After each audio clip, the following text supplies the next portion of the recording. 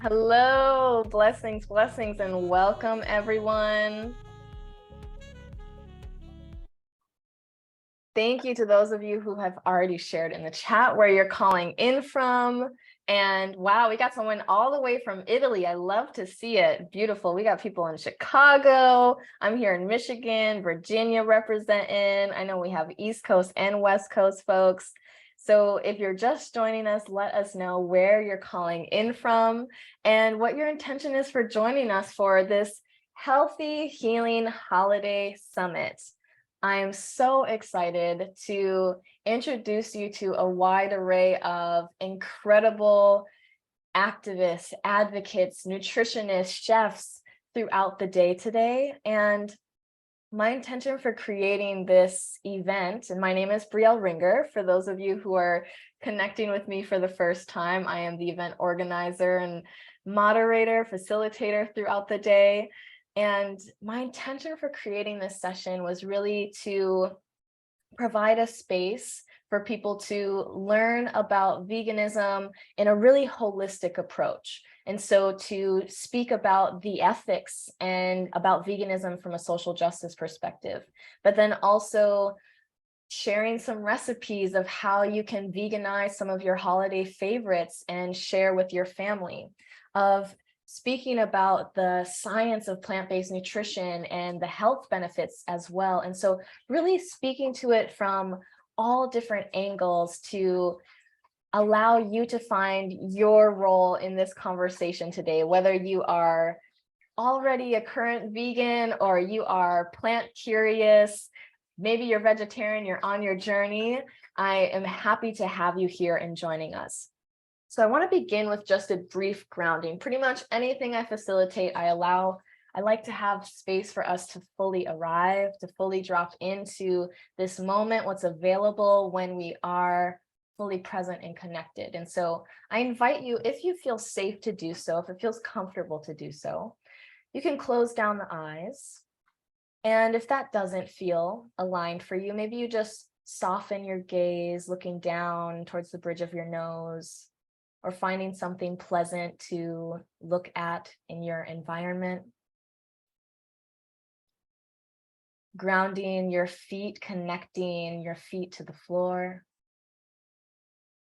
Feeling the weight of the body held and supported by whatever you are seated upon. And taking an exhale to just sink into that support a little bit more. Feeling the body soften as you do. And then bringing your awareness to your breath. Noticing the natural rhythm and pace of your breath in this first moment of checking in. And as you bring awareness to the breath, it likely naturally begins to lengthen and deepen. And continuing to gradually allow the breath to slow down, dropping deeper into this moment, into your body.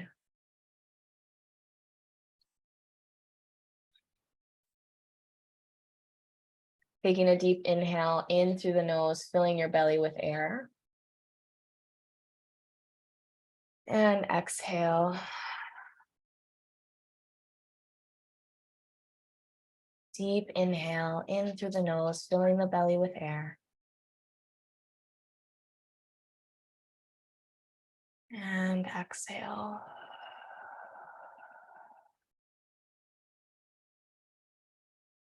Once more, one collective breath together to close, taking a deep inhale. Breathing in one more sip of air. And holding the breath at the top, holding the breath, relaxing the rest of the body. Feeling that spaciousness between breaths. And then exhaling out, fully releasing. And coming back to your natural rhythm of breath. And maybe placing your hand on your heart and another hand on your belly, if that feels good, to just create a deep connection to yourself in this moment.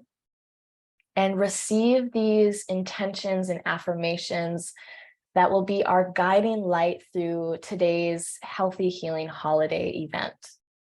We are breaking the generational cycle of illness and death from preventable disease. We are nourishing our mind, body, and spirit with whole food, plant-based ingredients that align with our values and add years to our lives. We are divesting from the normalization of animal exploitation and acknowledging the interconnectedness of animal liberation and human liberation.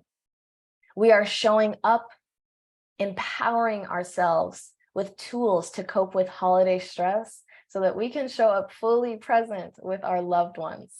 We are getting free and healing holistically. Ashe, amen, and so it is. It's already done, done, done. Okay, I'm so excited to step into that with you all today.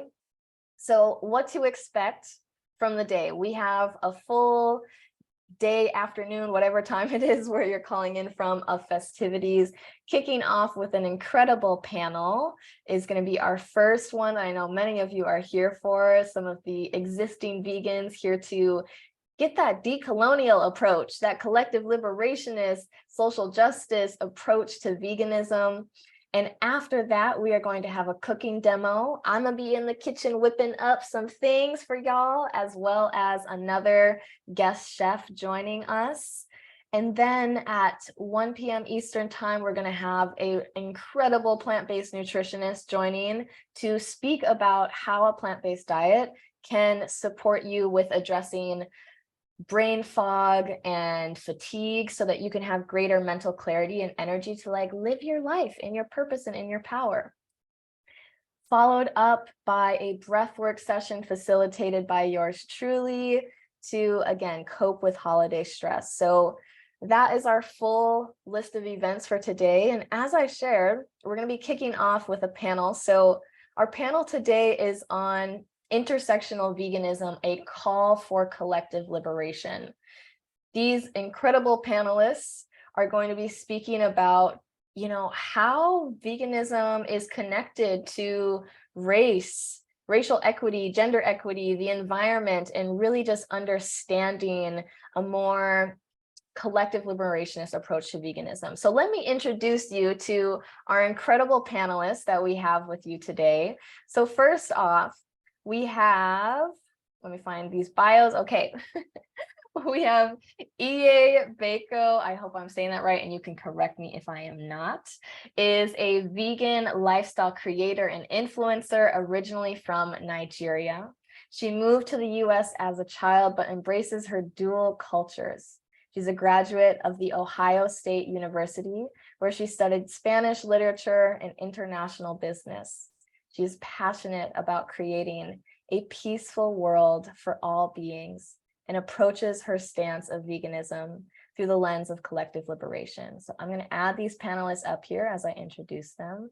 Welcome, EA. Thank you so much for joining us. Thank you so much. Next up, we have Yvette Baker. Let me bring you up to the stage. And Yvette Baker is a Los Angeles-based writer, educator, social critic, and animal liberation activist. Her work is devoted to exposing and analyzing the intersections of human and non-human oppression through an Afro-Indigenous lens. As a lifelong social justice advocate for human rights, with experience in strategic grassroots organizing, she has become passionate about furthering collective liberationist frameworks and aims to empower the vegan movement as a movement for total liberation. Welcome, Yvette. Okay, welcoming up Eloísa Trinidad. Eloísa is an award-winning policy advocate, liberation and food justice activist, educator, and artist. Her path toward activism and veganism started early in life. She was raised by elders who lived off the land, taught her to be self-sustainable, and passed down much ancestral knowledge to her. This shaped her views of justice and empathy for all beings, protection of our sacred home, Earth, and the belief in the healing power of plants, sharing, and community. As an Afro-Indigenous Latina woman, she approaches liberation praxis and veganism with an anti-colonial framework to raise awareness of how Western colonization has and continues to affect the plight of human and beyond human persons, and how it has changed the food system and our relationship with each other and to the natural world.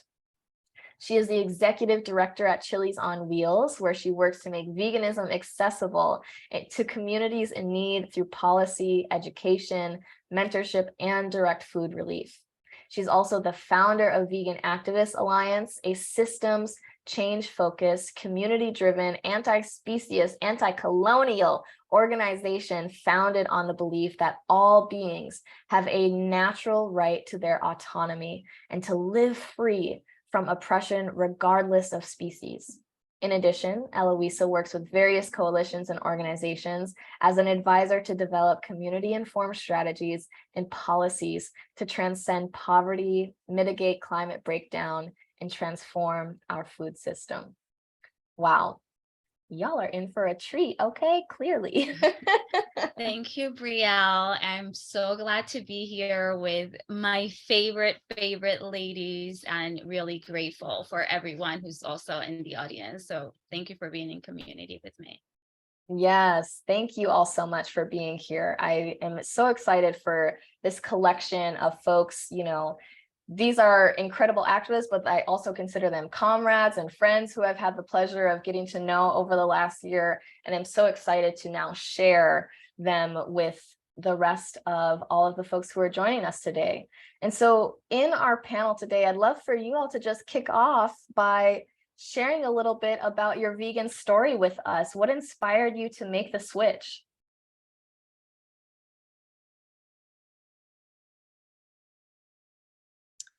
I guess I can start that one. Hi, everyone. I grew up with in a Native American household. I was instilled, they instilled an ethos of respect for animals. So I understood very early on that they shouldn't be used for entertainment or unnecessary fashion, things of these sorts. But it wasn't until later on my own that I sort of made the connection with what was on my plate. I have a background working with food, and so getting to open a plant-based restaurant was really transformative for me. Understanding nutrition a little bit more and wanting to look into veganism. And once I did, I think I saw one single video, saw the personhood in the eyes of a cow, and it was game over. You know, I think up until that point, you know, my guardians, they thought the most of animals, but we've been colonized to a point where, you know, even they have lost the connection that they once had with our animal relatives, and sort of saw it as a necessity to consume them, you know, as part of a whole nutrition. So I think just me getting a little bit more education was all I needed, and it was over. And vegan now for 8 years. Thanks. Thank you, Yvette. I didn't know that, a couple of those things about you, so I'm so happy to learn those.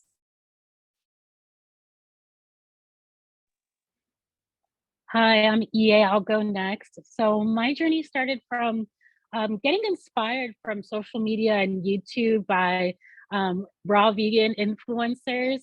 I was at a point in my life where I just wanted to be healthier, feel healthier, and preventative health was really big for me because growing up, my dad was sick for most of my life with cancer, and I knew that I needed to take care of my health. And then I went on Facebook and asked for recommendations on how to transition to vegetarian because I knew that I couldn't go vegan overnight because it just seemed like such a big leap back then.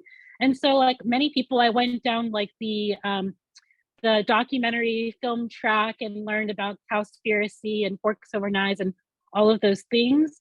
And it was an immediate click for me. It felt like the right decision for my health and for the environment.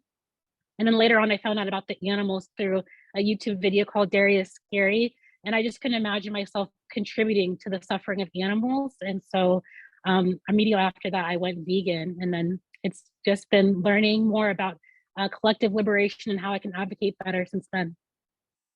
Thank you, EA. And I really resonate with your journey as well. I'm someone who started off on the vegetarian track when I was like 10 or so years old and kind of was first brought into awareness of where that like meat was animals. Like, wait, no, like animals are my friends, you know. I didn't want to eat them and thankfully had supportive parents.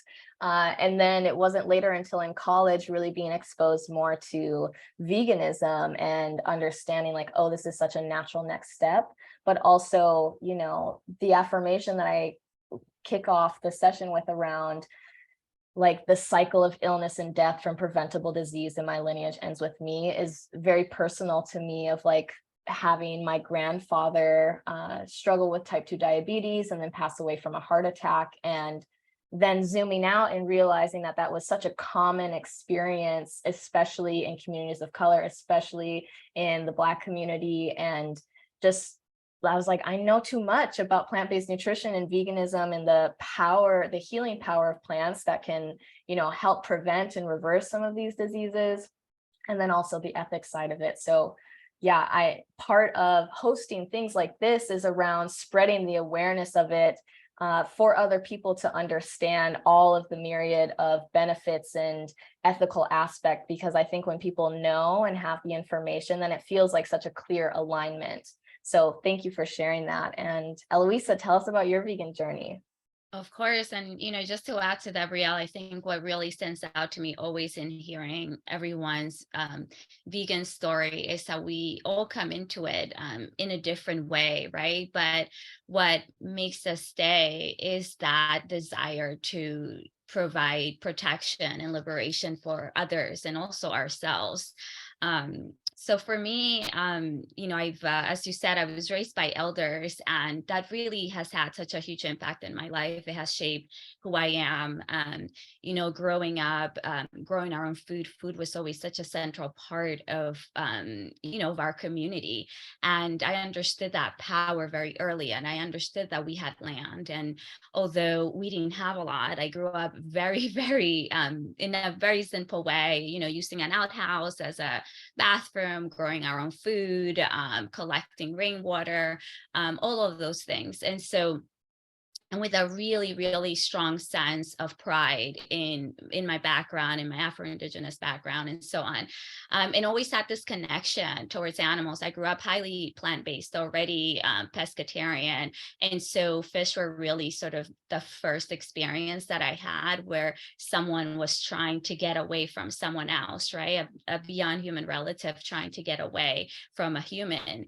And, you know, my family, the first time I saw that, I was very little. I think I was maybe 7 years old, 6 or 7, you know, going fishing with my family, was already sort of bringing home every animal that I ever found on the street. And my family was like, okay, well, you know, here she goes again, just always super supportive. And, you know, just as Yvette was saying, you know, I was raised with those values of, you know, protect others if and when you can, and do for others, and raised in a household where we shared, where, you know, we practiced mutual aid, and very much with those Afro-Indigenous values, bringing us together in community. And so I had empathy, you know, that was taught to me and that was shaped through that upbringing. But I also found something that was inconsistent, right? So here I am, and I remember like being with my great grandfather. So just to give you an idea of what I'm talking about, elders, my great grandmother passed away at 116 years old. So I was raised by very old people. You know, he would tell me like, hey, if you're eating a mango and there's a little worm there, like that's like such a vivid memory for me. You pick that part and put the little worm back on the ground because they're just trying to eat like you are. But going fishing and realizing that like, okay, well, that other being is also trying to live, but, you know, we're taking their life. And so, yeah, that was my in. I didn't know what veganism was. I just knew that I didn't want to hurt someone else. And that has led to a lifelong journey of advocacy. And for me, that's a very personal thing, because I think we have to talk about how, you know, our upbringing shapes who we are, and that not every time is it through the white lens that we're introduced to this movement, right? And And if we are, that's totally fine. But I think it's also important to tell all of our stories. So yeah, that was my into veganism. And then I started researching in middle school. I still didn't know what the word vegan was, and started learning about Eastern philosophies of nonviolence and so on. And was very lucky that when I went into veganism as a movement itself, and as doing advocacy, it was through the lens of queer and Black and Indigenous people. Yes, thank you so much for that. I feel like you really started to speak to this next question around how your choice to be vegan connects to your experience as a woman of color. And so I know some of you have started to speak to this a bit, but if you'd like to expand or add to that, I would love to hear, and I'm sure the audience would as well.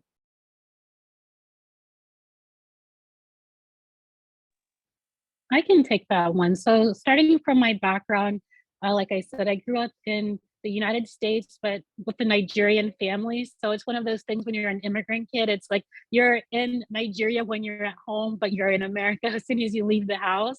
And so I grew up eating actually mostly the standard American diet because I came to a small rural town in Ohio when we first came to the US, and there wasn't any way to source our traditional native foods. And so I ate, mostly what, standard, foods that people eat, hamburgers, hot dogs, like all the worst foods for you possible. And I wasn't even exposed to like African American food at that time because it was a really rural white community. And so I knew about compassion for animals because, I have a very similar stories to Eloísa where, we went with one of the families to go fishing and I did not want to put the fish on the hook. I was like, isn't that going to hurt them? And, people were like, well, fish don't feel pain, one of those things. And I was like, oh, it didn't make sense to me. And I always had those thoughts in the back of my mind about not wanting to contribute harm to other animals. And then, when we moved to a bigger city, which I live in now, is when I started to eat more, healthy, more plant-based, and get curious about eating like the food of my culture. And so I was eating more, rice and stew and Nigerian food the older that I got, but we still were not vegan. And no one in my family till this day is vegan.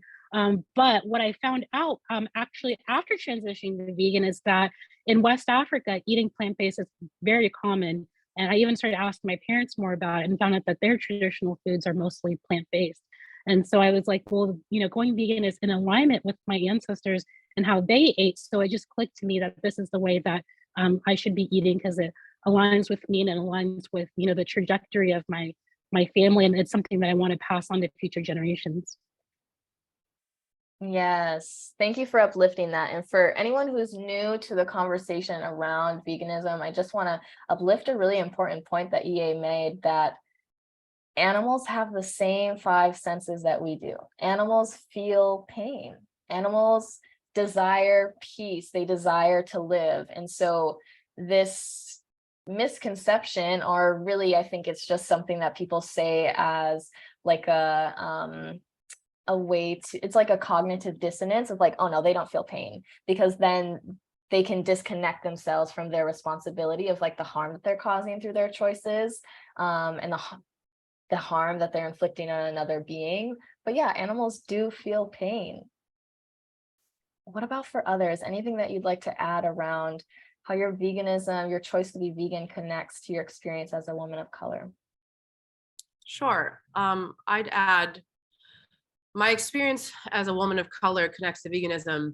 For me, it's through an Afro-Indigenous lens. And that means for me, very frankly, if I can, that I'm just not willing to credit white folks for my connection, my spiritual connection with other animals, because my ancestors had centuries of kinship and respect for other animals, considered relatives by many, and using only what's necessary, or harming or exploiting only when necessary, which is an unlearning process now, decolonizing the mind. But shifting out of the Eurocentric paradigm, I find more and more connection easily finding myself able to connect with other animals and the value that they have as sentient beings, and what you were speaking to, Brielle, about, their senses and their cognition, whether it's, at a different level from ours or not, is completely irrelevant, and sort of doing away with how we've been taught to view these arbitrary attributes and hold value to them, when really they're just beings, and they have life, and that should be enough. And also coming from the Black community, I think it's been a connection for me for reclaiming my health, decolonizing diet, reshaping my view around soul food and what that means as something that's not quite soulful and not quite fulfilling for us, and not as loving as we'd like to think it is. I think our relationship with the food that our oppressors gave us is really is sad, quite frankly, and there's a process, and we all do it at different times in different ways. But I think like a reconfiguration of many relationships that we have, whether it be with food or with our beyond human relatives, I think that is where I'm coming from with my connection. And also, many indigenous tribes have such a strong root in agriculture. Also, as Eloísa was mentioning, vegetables and other plants, they were main staples of our diet. And I know that we like to, or the Western, white European narrative likes to romanticize in Native Americans as like hunters and strongly associated with fishing and hunting, all sorts of things. But in reality, half of all the plant food grown in the world today were first cultivated by, Native American, indigenous folks. So, I think understanding your own history, understanding the staples of what the diet was. For my tribe, it was corn and beans and squash, and that is I think really lost in our education system. It's lost in our understanding of our own histories. And so to live more authentically, I feel like veganism has values that align with, connecting with my roots more so than anything else. Thank you, Yvette. That was so amazing. And similar to Yvette, for me, I'm vegan. I don't hide it. It's part of who I am. I know a lot of folks now are like, I don't want to use the label. It's this, it's that, but, I carry all parts of me wherever I go. And, I don't care what, some vegans do that are, that gives us a bad name, right? Like those vegans exist, but, just like everything else, the racist, sexist, anti-trans folks exist everywhere, right? So it's not just in veganism. And, when folks use that as an excuse as to why they're not vegan, to me, it's not a valid excuse, although there is harm caused to communities that are indigenous, Black communities, and so on. That's where I take it more seriously, right? But the average person with privilege in every way, whether that's financial privilege or skin privilege, for me, that's just, a lot of excuses. So, it intersects everywhere. I come from a place which was the first place that was colonized in the Americas, which is, where Quisqueya and Haiti are located, which is Española, which is not the name I like to use personally, but that was what the colonizer gave it. And so it was the first place of disruption. We are usually erased out of the conversation about Western colonization. We are erased when it comes to speaking about Afro-Indigeneity and all of those things. As Yvette was saying, my ancestors came from an agricultural background. That's what they practiced. They practiced agriculture. It was how they shaped their society. And I was very lucky, because I was raised by elders, to be able to have that passed down to me, to have access to all of these amazing plants and to be taught plant medicine, not just through food, but what we put together in order to heal our bodies, in other ways as well. And the relationship to the soil and to the land and to, the beings that exist here with us. And, from an early age, my family was just accepting of everyone. And so I grew up in a household where folks who were usually rejected by society for various reasons were welcomed into our house, right? And we share food and we broke bread. And I was raised to be proud of, who I was. And even as I had so many women in my family. You know, we are, you know, that's our culture. We lead, you know, the women lead, right? And so I was raised in a way to be very proud of being a woman, that I could accomplish things just like anybody else, while at the same time being highly empathic, and to really embrace that empathy, right? You don't have to be hard in order to accomplish things, right? You can remain soft in your heart, and you can have empathy, and you can strive for the success that you want and deserve. And so to me, this is an anti-colonial praxis, right? I am protesting the hijacking of our food system, the hijacking and interruption of the relationship that we have to nature, you know, which we are part of nature. We are nature, right? There is no separation there, whether we live in cities or whether we live in rural areas. We are still here. We're part of this earth. And, you know, that relationship with one another, we've all been interrupted, regardless of your background, whether you're, you know, Black, white, you know, Asian, or from anywhere. Indigenous people exist all over the world. And so that interruption has taken place all over the world. You know, Europe colonized 84% of the globe, and that's, you know, that's basically the entire world. And so to me, it's a daily practice to really reject this exploitative systems that we're taking from, you know, people have exploited animals for millennia, but, you know, whether a lot of vegans like to acknowledge it or not, there is a difference between having to survive and having and exploiting for profit, right? And that's where we see now is these factory farms that are not just here, but now are being expanded all across the world. And, you know, definitely we need to celebrate the small wins, but we also need to recognize that this system of exploitation and of making profit is also still being brought to other lands where people depend mostly on land. So the neocolonialism is continuing, you know, the stealing of land is continuing, the disruption of indigenous knowledge is happening continuously and as we speak. And when we lose that ability to really move further along in coming together and in protecting our beyond human relatives. So yeah, it intersects with me being a woman, because I recognize you know, the challenges within my gender, within being Afro-Indigenous, how I've been interrupted, how my bodily autonomy and my mind have been hijacked by these systems. And so, you know, that's the fight. The fight is for everyone to be autonomous and not have their bodies and their minds exploited by these systems. Yes. Okay.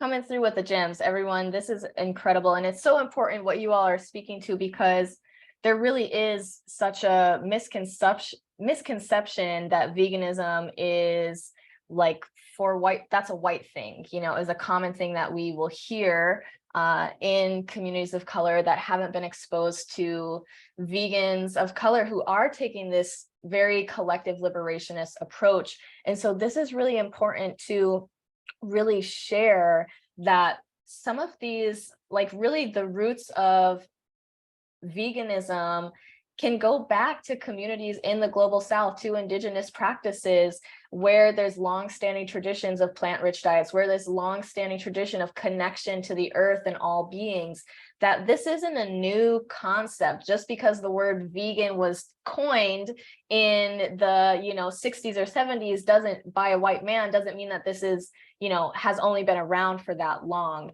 And so this is really important to really share the other side of it, for where, people of the global South, people in communities of color who have not been exposed to veganism can really see themselves in the conversation in a way that resonates with liberationist praxis and politics. So thank you all for uplifting that. And something that you just started to speak to also, Eloísa, was around really essentially environmental racism by way of animal agriculture, where these factory farms are often located, if we look, first of all, in the United States, in our own backyards where many of us are located, these factory farms are often located in low-income Black and brown neighborhoods, where the runoffs from that farm, they end up literally spraying the waste from all of the animals in the neighboring communities,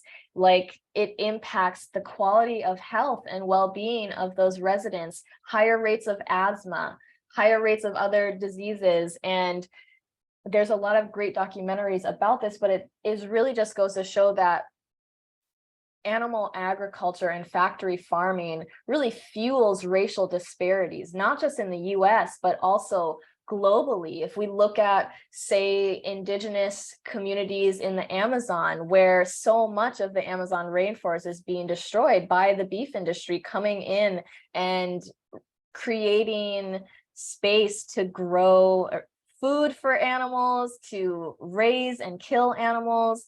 And it disrupts the livelihood of people who depend on the biodiversity of the Amazon. And so veganism really is a racial justice issue, food justice and racial justice issue.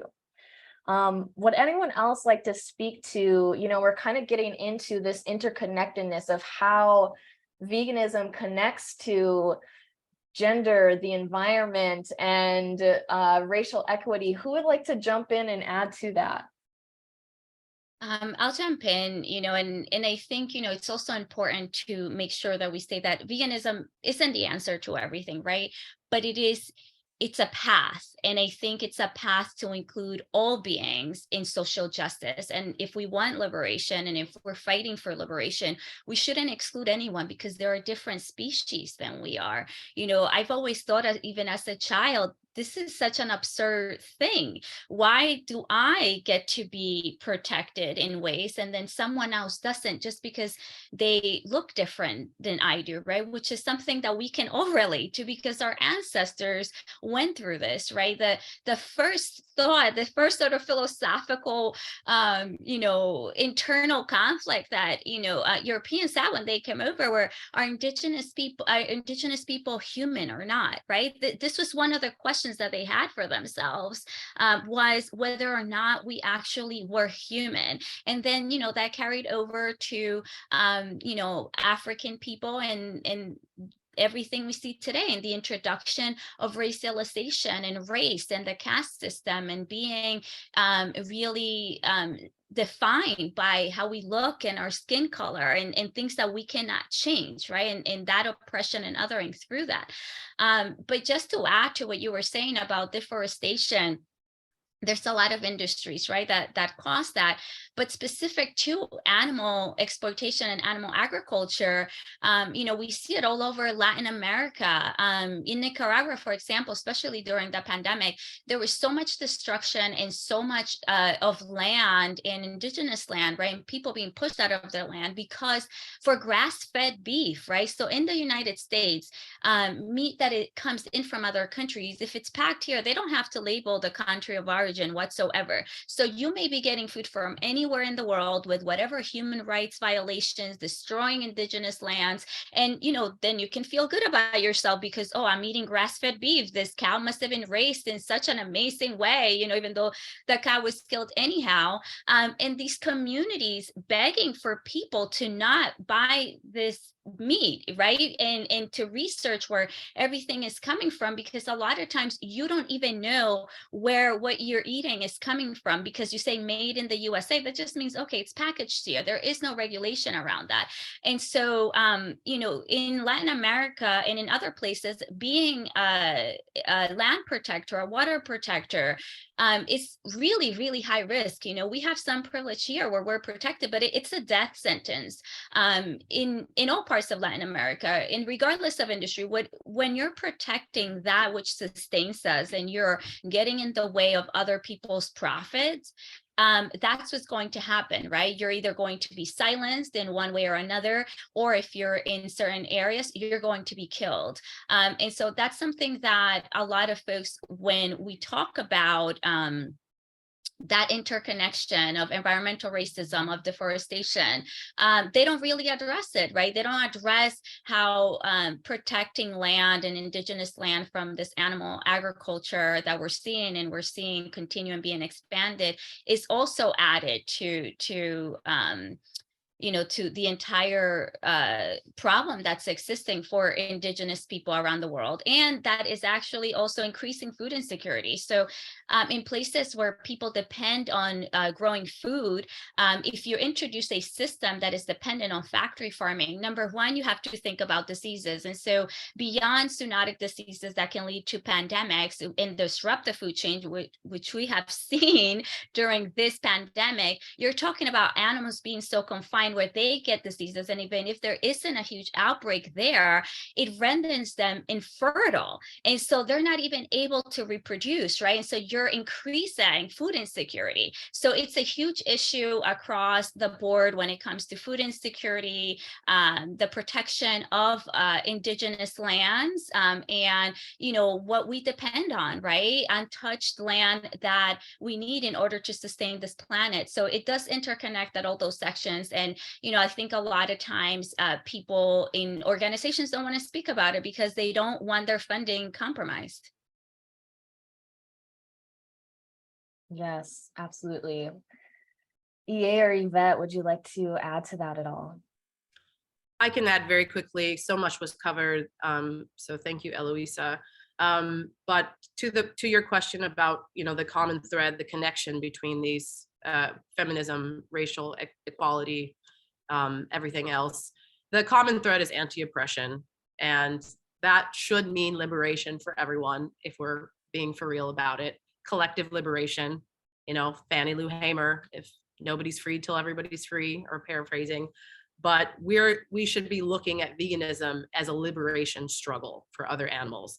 And as such, it is the same as any other liberation struggle. And if we leave out animals, if we leave out other animals and we don't see that as connected, then we're essentially taking the tools and the playbook of our oppressors, what we're theoretically and supposedly holistically against and fighting against, and we're using them to subjugate others, which principally just exposes that we're not really seeking equality, and we're not really trying to dismantle the status quo or unjust hierarchies, and that we just want a better placement within them. And that's all I have to say about that. Yes, thank you. Go ahead, EA.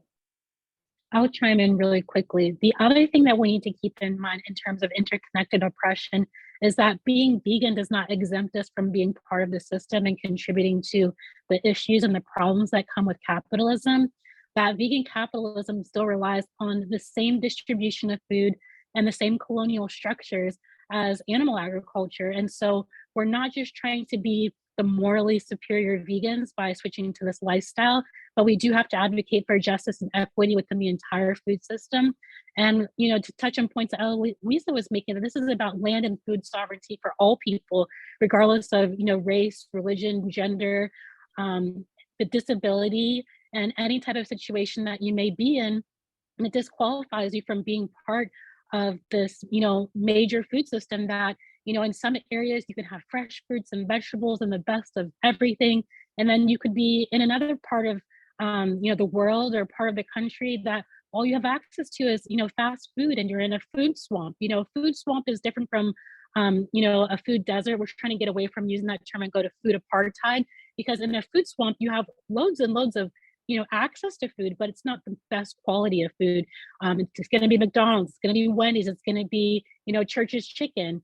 And so what we're trying to do is get away from this situation where we're dumping food that's the worst quality to the most at-risk individuals, and actually make the access for food, more sustainable and more approachable and more available for people of every single walk of life. So, veganism isn't a solution. You were talking about this earlier, Brielle. It's the start of a solution. But we have to keep in mind that, even if we're vegan, we're still oppressing other beings and other individuals because we still haven't divested from this global food system. And that's all I have to say. And I'll just add to that really quickly, because I think we're talking a lot about anti-colonial praxis and decolonization. And I always want to be mindful that we understand the difference between decoloniality and decolonization. And decolonization is an active practice. It means that the folks who have privilege and access and power need to work on giving back the land and on sharing resources and on, giving back the wealth that was really because of the exploitation of others, of indigenous people and Afro-descendant people. And decoloniality really deals with what Yvette was talking to before, the mind and, the processes and that colonial powers and matrix of powers. And, there is a difference there. And I just want to really to highlight that, because what I have seen is a lot of decolonization, not here, but at large, especially now that that term is coming into more use within the vegan movement. It's sort of like, anti-racism or all of these other things where people are saying these words without understanding what are the actions that need to happen behind it, right? In order for that to be what I'm actually supporting, and also being used as a way to tell people of the global majority and indigenous people from all over the world, why aren't you decolonizing? Why aren't you protesting this system that has been historically oppressive to you? And so if you're in a position of power and have been the one who has historically benefited from this system, you're still benefiting from this system, right? And there's a great book out there called it's either a book or an essay, I can't recall them,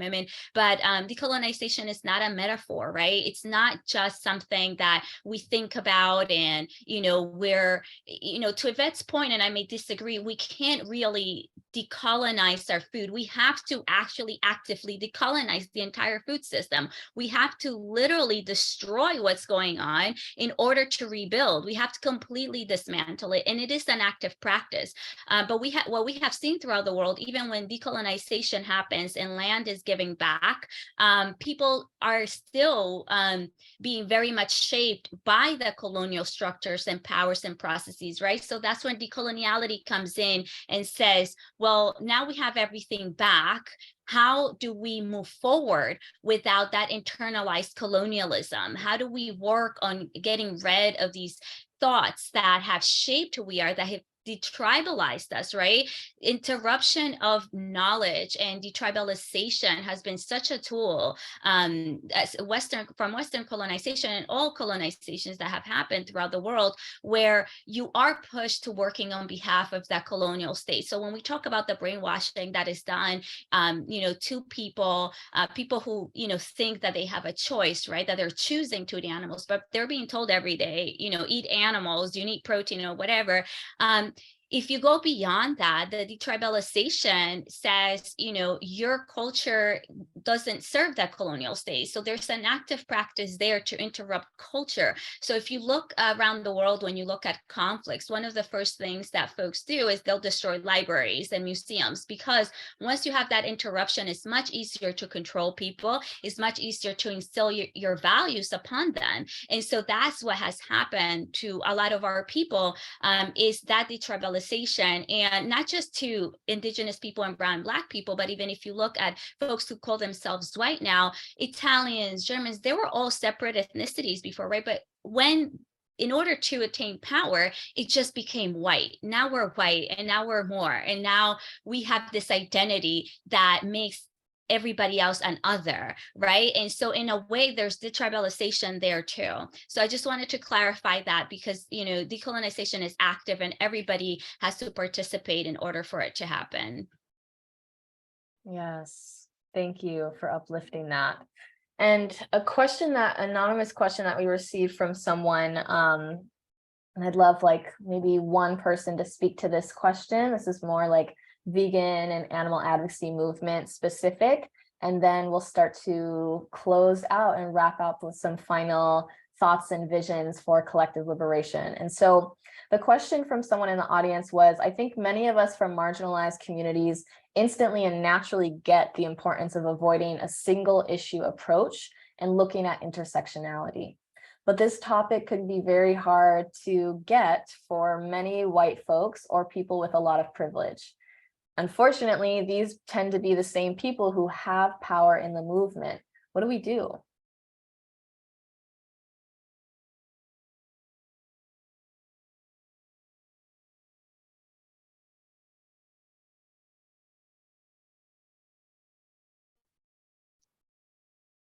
EA, did you want to go first? I'll touch a little on this and people can add on.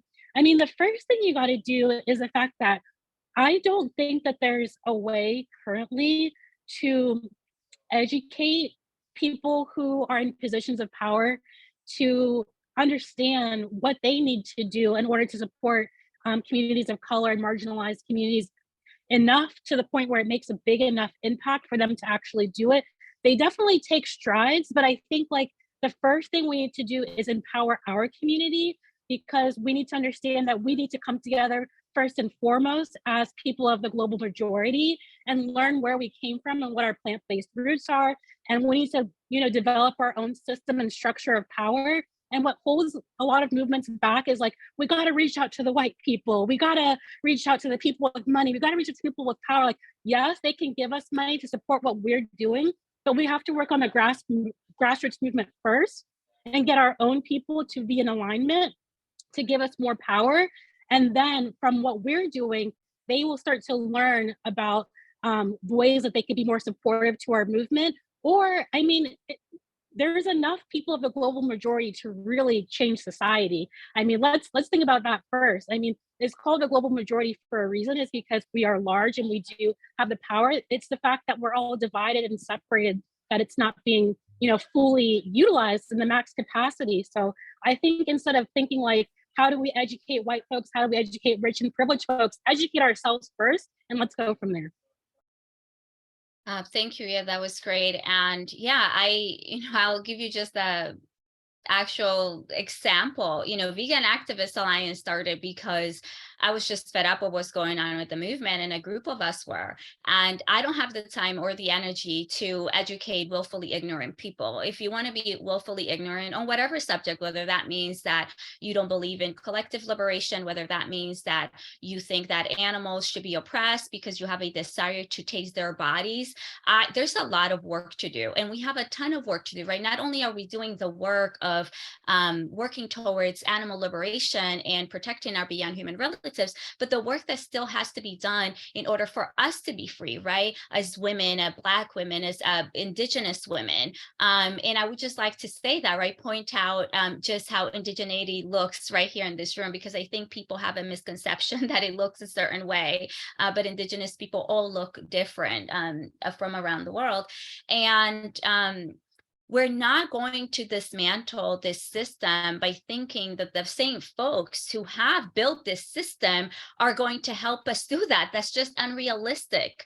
And it hasn't happened. And movements are not just done by a couple of organizations or a couple of funders, right? It's done by building grassroots power. It's done by mobilizing people. It's not just done by, yes, of course we need money, and because the system functions on money, and we need to have a sustainable movement as well, and people need to get paid for their labor. But I think it's really important for us to remember that everything that we have fought, the liberation that we have achieved so far, has been through our hard work, has been through coming together, has been through building alternative systems of survival while fighting for that systemic change, right? That has been the point of mutual aid throughout history. And mutual aid is something that came out from Indigenous and Black communities. It's like, how do we sustain ourselves? How do we protect ourselves within this system that's continuously, coming at us, whether that means, taking our land, removing us from our land, interrupting our food systems, taking our children, doing experimental medical experiments on us, right, against our will and without our knowledge. And so I think that it is so easy for us to acknowledge that, but, for the person who asked that, we don't have the energy to educate others, just like they have access to search other things. They have access to educate themselves as well. It is our job to just do the work of liberation. And if you're on board, you're going to jump on board. And if not, you're going to be left behind. And the people who don't want to get it, they're not going to get it. And we're just going to move forward. And so I think it's extremely important for us to understand that our energy is limited, and it is not our job to provide free labor for people who have privilege. Yes, absolutely. Thank you, both of you, for speaking to that. And it reminds me of a portion of the book Afroism by Af and Silko. And they bring this quote from Audre Lorde around the master's tools will not dismantle the master's house. And the maps that activists are using in the movement to guide us towards liberation are Eurocentric. And so it's up to us to build our own models, to focus on our own communities, to look at our own cultures, to provide an approach that is outside of the dominant culture.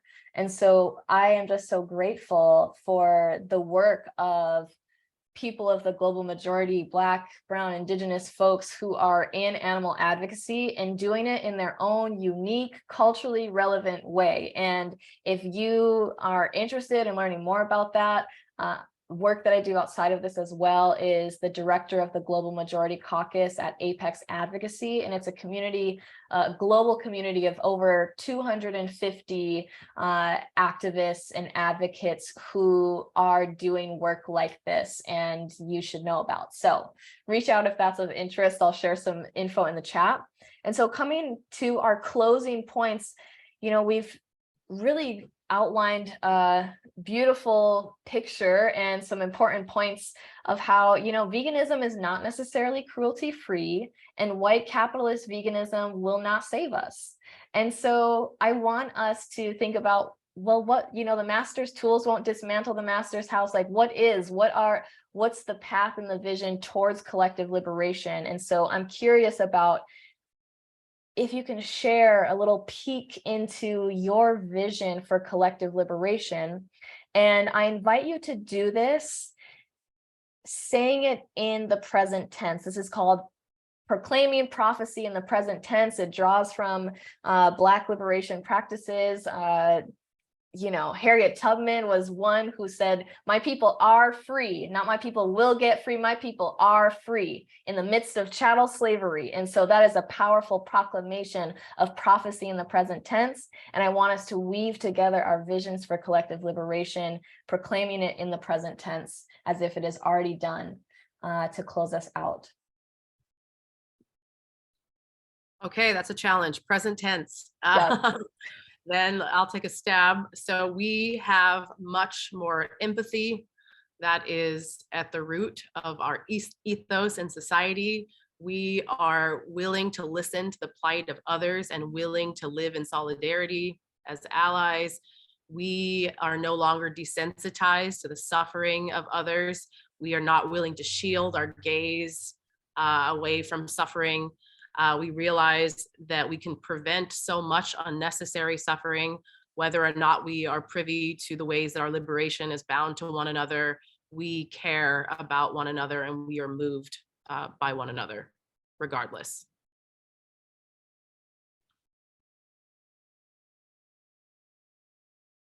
I'll go next. I'll thinking of the world that I want to see. We are resting. Every being on this planet is free. We're resting, they're enjoying their lives, they're moving freely, they're breathing freely, they're able to develop their relationship with their offspring. They're able to, they are mothers, they're feeding their children, they're connecting, they're enjoying the grass and the air and the space that they can take advantage of on this land. And so are we. And we're sitting underneath a tree watching them as we no longer need sanctuaries, because no longer is there oppression. No longer do we need a response to protect them. So we are resting and they are resting, and we are in the proper relationship together on this earth and with this earth. as you all are taking these visions in, I just want you to like really settle into and imagine what that would look and feel like. Thank you, EA. Go ahead and join us in this vision. Yeah. We're experiencing joy. We're living in alignment. We're enjoying the natural fruits of this earth. We're walking hand in hand with our beyond human relatives. We are living our best lives. We're living our calling. We're at peace, and we are living as one with nature, as nature would have intended for us to be. And yeah, I'm gonna close there. There's a little bit of background noise for me, but I'm so grateful for all of your visions and for being invited to this panel. Thank you all so much for everything that you shared. It was incredible, and I'm so grateful for you all and all that you shared, all that you are. So thank you so much. I'll leave it at that. And then if there are any questions that we didn't get to, feel free to share them in the chat. I will be sure to send those out and try to get to them at another time, maybe at a future panel. And for those of you, some of our panelists, you know, you're free to go. You're also welcome to stay for the rest of it and maybe share some of your favorite resources in the chat, and even those of you who are joining in who are passionate about some of the things that they spoke about too. Where can people continue their knowledge, continue their education on this? Maybe drop some of your favorite documentaries and books on this topic so that those who are here who are maybe new to this subject can continue learning. Thank you all so much. Okay. This was wonderful. There's a little bit of background noise. I'm going to make sure everyone is muted who is not up on the stage right now. Oops. Okay, perfect. Beautiful. So continuing with our journey for the day, we are now about to get into our cooking demo portion of the day, starting with a guest chef, and then I'm gonna be in the kitchen as well. I'm wearing many hats today. I am the organizer, facilitator, chef. So you'll get to see me in many of my forms today. So the next person that I'm bringing up to the stage to join you all is Felicia Cox, who is the founder of Vegan Tastes Good. Let me tell you a little bit more about her. So spiritual vegan health coach Felicia Cox believes that veganism is more than a diet. It is a lifestyle and a spiritual practice that contributes to your overall physical, mental, spiritual, and emotional wellness and health. Felicia offers education through services and products with personalized guidance that will get you on track to be confident in what you eat and how you feel about it while enjoying it every step of the way in your personal and spiritual journey. So I know that there was a few things that people shared in the chat around the desire to, you know, address veganism and approach veganism in like learning more about whole food plant-based nutrition. And so all of the recipes today are going to be whole food plant-based, which means that there are no meat and cheese substitutes. Everything is going to be made from plants. And so I'm so excited to show you the diversity of all that you can do with plants and make, you know, not only this ethical and value alignment approach, but also a delicious approach to this lifestyle. So let me go ahead and welcome Felicia up here to join us. Hello, how are you? Hi, thank you so much for being here. It is an honor. I'm very happy and grateful to be in this space and to be able to answer any questions and just show you guys that vegan food can taste good and that it doesn't always have to be difficult when it comes to making something that's healthy, tastes good, and, you know, going deeper into that, making food that's raw, or even mostly raw, and still being able to sustain your diet and making sure that you are full, not just physically, but spiritually, mentally, emotionally as well, because they all go hand in hand, which is why I say spirituality begins with food. So what I will be making today is a holiday kale salad. So what I love to do is I love to use local ingredients, and I also like to use what's in season. So one of the main ingredients that I'll be using today, and if you guys have any questions, please feel free to ask. I like this to be conversational. It doesn't have to be about what I'm making, but I like to talk while I cook. I went ahead and I prepped everything so that way I'll be able to answer questions as well. But right now, what I have that's in season, we have watermelon radish. Watermelon radish is in season right now. You can use regular radishes. It doesn't have to be watermelon, but watermelon radishes have a beautiful color to them. So they're green on the outside, and then on the inside, they are red. So that's why they call them watermelon radish. They have a little bit more milder taste. And to me personally, and this could just be me, I think it resembles a taste of blue cheese, even though it's crunchy and it's a vegetable. And then apples are in season right now also. So I used a Arkansas black apple. This one tastes very similar to a pink lady apple, but it's more crunchy. So it'll kind of give you the same texture as the watermelon radish. But the taste is very similar to, imagine mixing a Granny Smith apple and a Honeycrisp apple together and then making it super crunchy and juicy. That's what these taste like. And then we have red onions, we have heirloom tomatoes, tricolor, and then a English cucumber. So all of these have different flavor profiles. Do not be afraid to mix your sweets with your bitters, and to mix the bitters with a little bit more spicy. Mix all of your flavors. You'll be very surprised at just how it all comes together. So these will be our toppings. You don't have to use these toppings. You can use whatever toppings you want. I'm just using what's local, and I'm using what's in season. And then I also have my kale here. This will be the base. So this is massaged kale. As you know, kale is very tough and it's bitter whenever you eat it raw. But if you take all of it off of the stems, cut it up into smaller pieces, coat your hands with a little bit of avocado oil or grapeseed oil, and then just get your hands in there. So this is actually bringing you closer to your food that you're eating. You're putting more love and care into it. But when you massage it, it'll make it very soft. So that way it'll shrink a little bit. And this is almost giving you the same texture as if you were cooking it, but it's completely raw. And then we're going to also be making a dressing from scratch. So the dressing that I'm making today is going to be a sun-dried tomato and caper vinaigrette. Vinaigrettes are very easy because you're mixing a citrus with an oil and herbs. And then if you want to use artichokes, you can, because I do have artichokes as well. If you want to use sun-dried tomatoes, you can.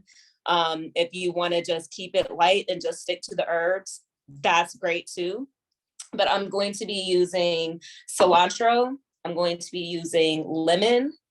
And then I have these sun-dried tomatoes that I got from Trader Joe's. They are seasoned. These are really good. So if you have not tried the sun-dried tomatoes from Trader Joe's, make sure you get them.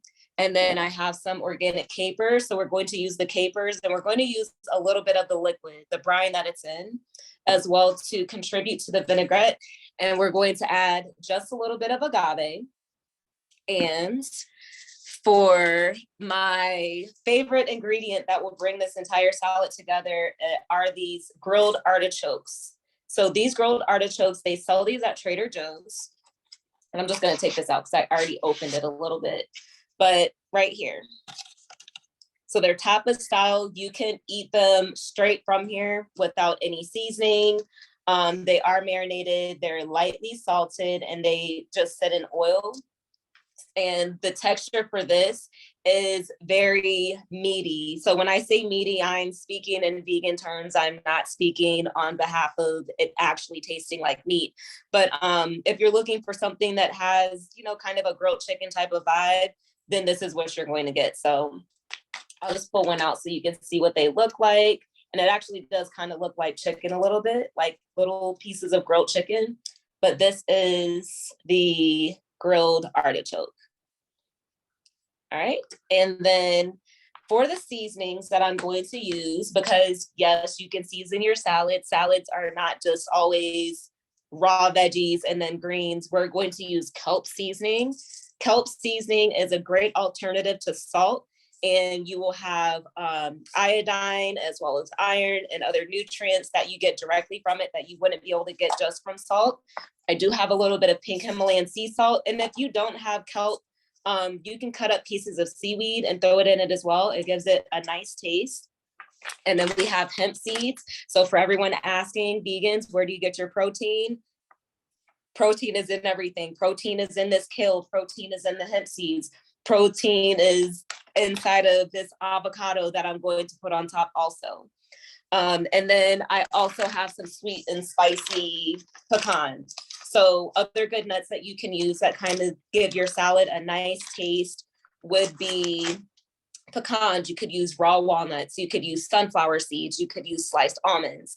All of those are options. So what are some other ways that you like to add protein to your salad? So other ways that I like to add protein to my salad mostly have to do with beans, your legumes. Somebody just said beans as well. Your legumes. You can add even fats from oil. So avocado has fat in it, but it also has protein, avocado oil. So when I'm massaging my kale salad, it's just kind of bringing all of those nutrients out of it. So first thing that we're going to do is, of course, massage the kale. I did it in advance because I know that, I didn't send the ingredients ahead of time, but I'll make sure that I get those posted. But you have your nice bed of kale. You can use anything. You can use a spring mix. You can use Swiss chard. All of your leafy greens are going to have protein as well as calcium. And it's also going to have, sorry, I'm trying to get the questions in as well. And if you guys want to unmute yourself to ask questions, I'm okay with that. Yeah, and we'll do that so that you can stay in your flow. I'll pass the questions on. Okay. So the brand of kelp seasoning that I use, I actually can't even think of it right now. But if you go down any of your aisles at your grocery stores where they sell the seaweed, so if you go to a Sprouts or a Whole Foods, wherever they sell the seaweed, the nori, any of your rice papers, any of like the soy sauces, the coconut aminos, it's on that aisle and it's in a green and white container. There's only one brand that I've seen. And it kind of has a yellow top on it. But whenever I can remember the name of that, I will definitely let you guys know. So I'm going to go ahead and start assembling. And the good thing about whenever you are making these raw recipes and you're working with raw foods and you're kind of bringing it together, you want to focus on the colors. So I try to use lots of different colors. I try to fit the entire rainbow into my salads and everything that I'm making. But first, I'm just going to spread the apples across the top on one side. And then we'll do our watermelon radishes. Bragg's actually does not have a kelp seasoning. Unfortunately, I wish that they did, because Bragg's, I use the Bragg's nutritional yeast, C seasonings, that's it. So someone just mentioned it, that's the one, C seasonings. And then let's see. So someone we had have mentioned earlier around, they're speaking about, my understanding is that oil is not a whole food, it's processed. The oil is stripped of the whole olive or whole avocado, for example. And so I had mentioned that, an alternative for oil to massage your kale, you can use tahini. Tahini is one of my favorite oil replacements in a salad dressing. What are your thoughts around oil or other oil alternatives? I actually try not to use oil at all. So the only time I use any oil is whenever I'm massaging my kale. You can absolutely massage your kale without oil. You're just gonna have to massage it a little bit longer. But the vegan butters and all of the over processed oils, I try to stay away from those. So with the unrefined oil, you can find some cold pressed oils as well that don't go through that heavy heat process. Hemp oil is one of those. It's a little bit thicker. It does have a little bit of a taste to it, but you don't have to use as much. But there's some cold press options that are out there. You just have to make sure that whenever you're looking for it, you have to look for the cold press oils. You have to look for the ones that are not heavily processed or heavily refined. But I try to avoid using oil as much as possible. And even with this, you do not have to use oil in order to massage your kale. So the next thing that I'm going to do is just keep assembling and adding all of my ingredients here. And then I have cucumbers. And a lot of people don't think that salads are filling, but I guarantee you, after you eat a salad with just packed with all of the different veggies and you're making sure you have all of your toppings, you will see exactly how filling eating plant-based can be. So this is what we have as of right now. So all I did was just put everything on there. So when your food is pretty, it does make eating it more enjoyable.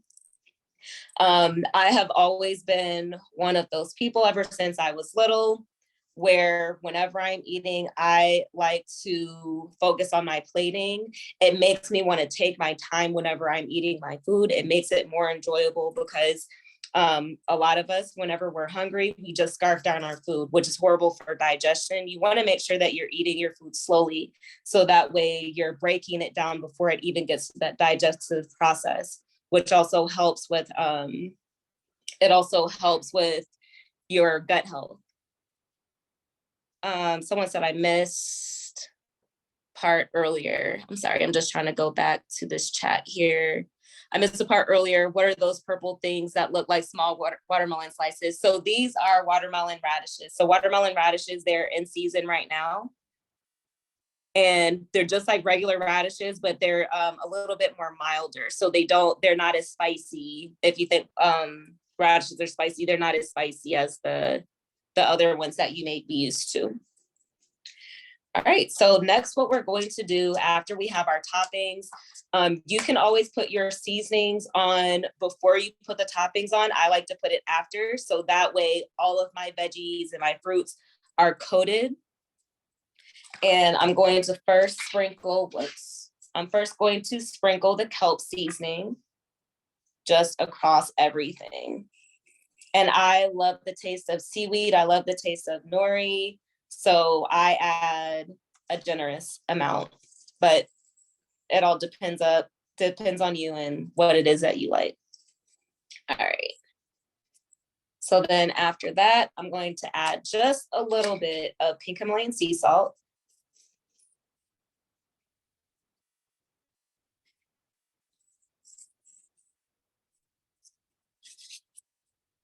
And then I'm going to cut up some fresh herbs. So fresh herbs that I like to use on just about everything would primarily be dill, cilantro, and I like to add oregano even to salads. It does add a little bit more flavor and taste to it. There was a question that came in.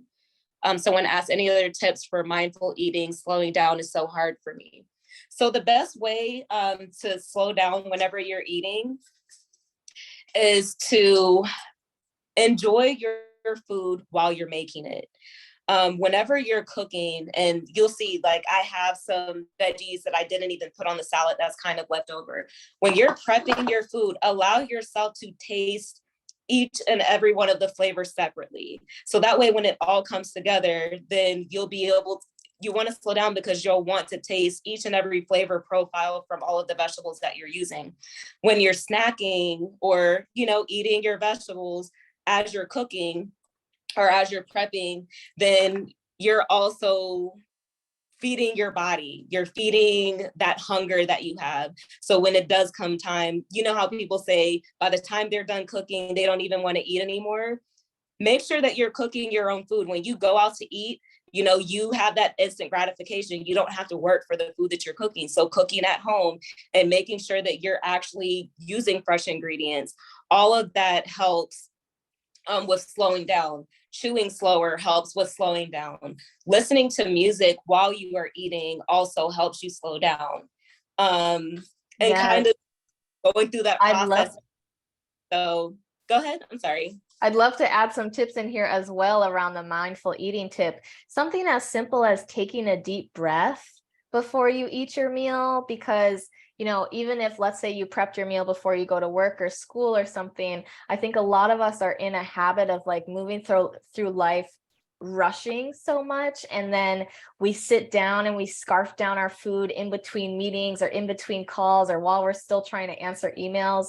And that can really have an impact on your digestion because you are really at like high levels of cortisol. Your body's at in fight or flight, really. And so if you have trouble with digestion, if you have a lot of anxiety, something as simple as pausing to take a deep breath, to smell your food before you enjoy your meal, that helps to teach your body, to let your body know, okay, I'm safe and it's time for me to eat, and it's safe for me to eat and digest my food right now, and to be fully focused on that meal. And so whether that means closing your laptop and really allowing yourself space to enjoy your meal and smell the food, to taste the textures, to all the sensations of it, and like eating in that way, you'll notice yourself getting full before when you're being more mindful and intentional and present with your food.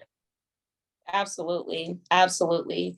Another thing that I used to do when I had to go in the office at my old job is, instead of prepping my food before I would go, I would get a simple knife with a cover and I would take it with me with a whole cucumber or, with a whole apple, instead of prepping it before I went. So that way I would be able to take my time with making sure that I am, putting that effort and intention not only into my food, but also how I'm eating it. But the next thing that I'm going to do is I'm just going to sprinkle this cilantro on top of the entire thing. So we know that cilantro, it's an acquired taste for some. Some people say that cilantro tastes like soap. I'm one of those people. I love cilantro. But whenever you're doing your salads and you're putting these herbs on there, it enhances the flavors of everything else that you may have on your plate.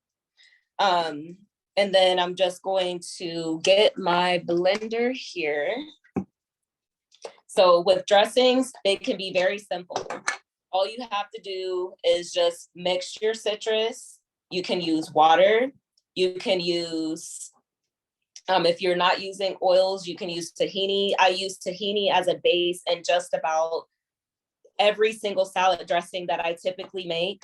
My favorite is doing tahini, sunflower butter with hemp seeds, agave, key lime juice. That is one of my go-tos. I absolutely love it. And then also adding that zest into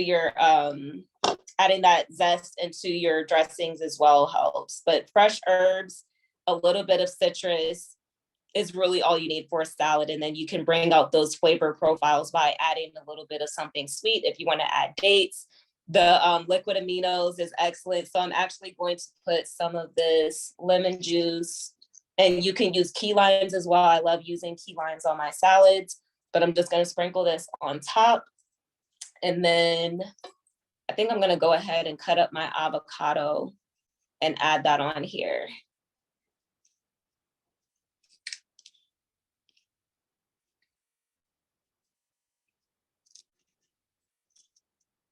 But it's important to make sure that you're having fun while you're making your food. It does make it more enjoyable. Yeah, so Karen just said that she has a gene that makes cilantro taste like soap. My daughter, she's 7, and she hates cilantro. Even if I only put a little bit in there, she can taste it.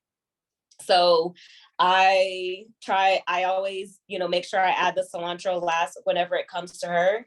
But cilantro does help get rid of heavy metals in the body. So if you are taking any type of supplements, a lot of those supplements or protein powders, a lot of those do have heavy metals in them just because they're heavily processed, and a lot of them have different additives. Someone asked a question here. Any avocado alternatives for those who can't or don't eat avocado that need protein? So as far as something creamy goes, I'm not sure, but if you are concerned about protein and you're wanting protein, one thing that I use and I put on all of my salads, I put it in all of my dressings, is hemp seeds. So I'm just going to sprinkle hemp seeds all over this. So this is, a nice little protein option. You can put chia seeds, you can put flax seeds on your salads as well. All right. And then I'm just going to add the grilled artichokes right here around it.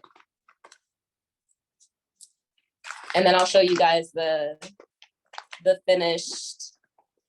So you can use raw artichokes, you can use artichoke cider and brine. It's completely up to you. But I'm going to use these grilled artichokes that I have here.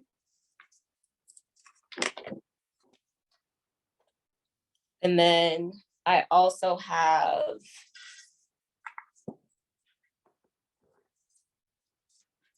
hold on one second.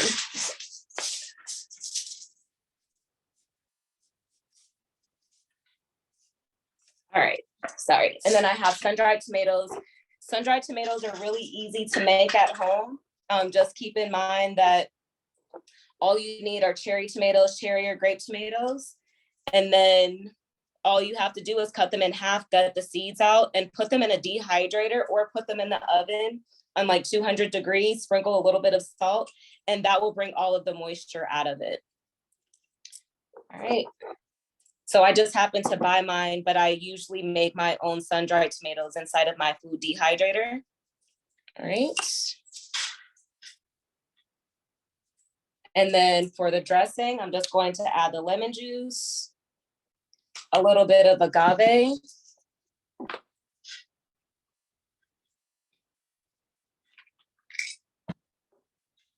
okay, and then I have these capers with just a little bit of the brine. You don't need too much on this just because of the toppings. And then I'm going to add some of the sun-dried tomatoes.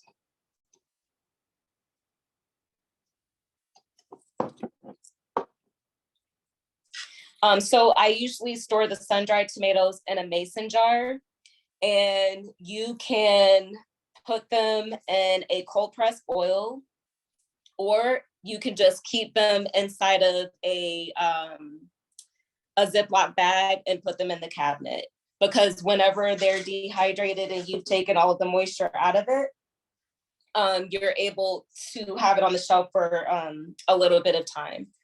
So it just depends on if you want them more of like a tapa style and you're wanting to be able to just eat them, or if you want them completely dried out so you can soak them in a cold pressed oil, or you can just seal them in a bag and then keep them in your pantry or in a mason jar.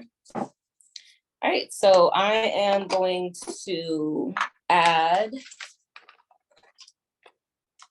artichokes. So pretty much everything in the salad can definitely go into the dressing as well. Okay. Hands here. All right, let's see. This blender is sometimesy with me, so we're gonna see if it works. Oh, yeah.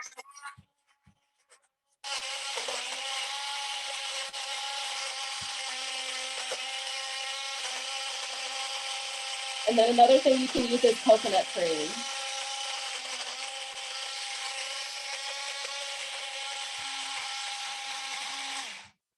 All right, so let's give this a smell. Oh, this smells so good. I'm gonna add just a little bit of water to this to thin it out.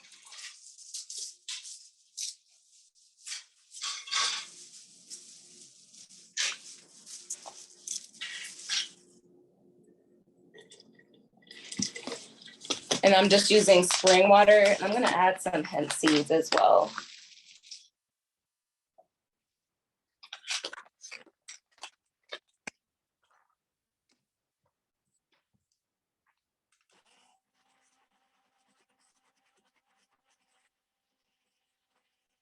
This is gonna be like a nice little vinaigrette.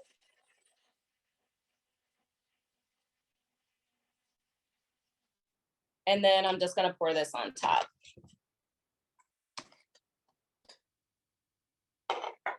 After I give it a little taste, let's see.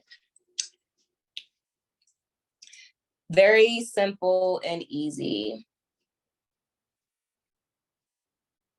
Actually, let me show you guys the salad before I add this. So this is holiday salad.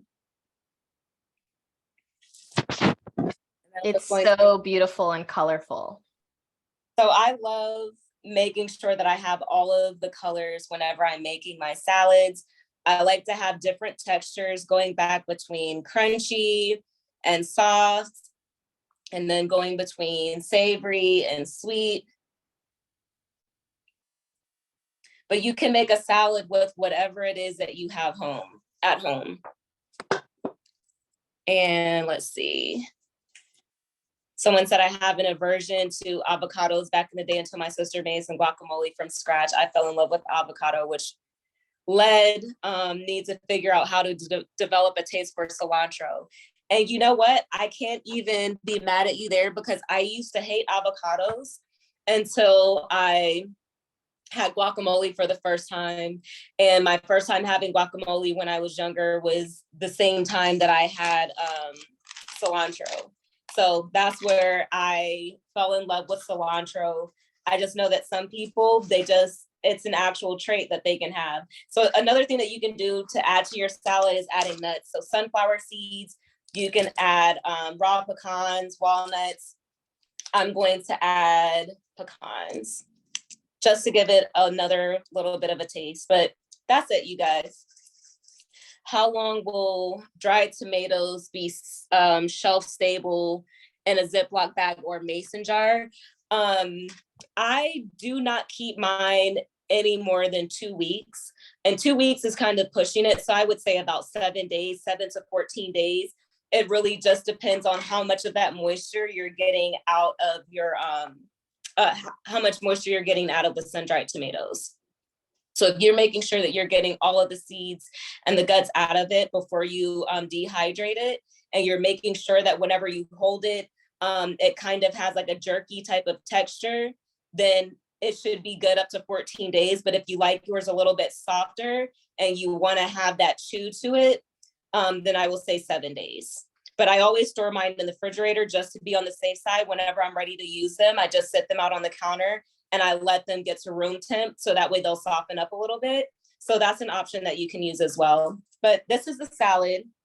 So this is your grilled artichoke holiday salad. You can also add dried cranberries, golden raisins, whatever you choose. And I will say that even though it's the holidays, this past Thanksgiving, I ate completely raw. The only thing that I had that were cooked were the grilled artichokes, but eating raw, for some, it takes a little bit of discipline, but is very rewarding, because one good decision that you make that you know is good for you, it does impact the decisions that you make along the lines. So for my raw Thanksgiving dinner, I did a raw vegan green bean casserole. And I also did this kale salad. I did this as well. And I made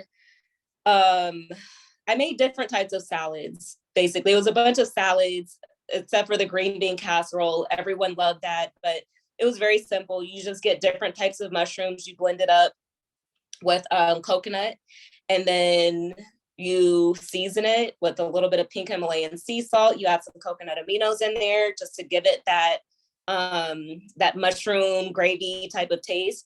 And then once you pour it on top with some raw onions and you thinly slice and julienne some green beans, it's amazing. But wow. I made different salads for Thanksgiving. So we had cooked food, and then we also had some raw food. And when everyone was taking their to-go plates, they took all of my raw food. So I guess they enjoyed that a little bit more. I love that. Thank you so much for sharing all your wisdom with us and making this beautiful, colorful salad that folks can make to add some freshness to their spread for the holidays. And now y'all know how to make a loaded, filling, delicious, satisfying salad.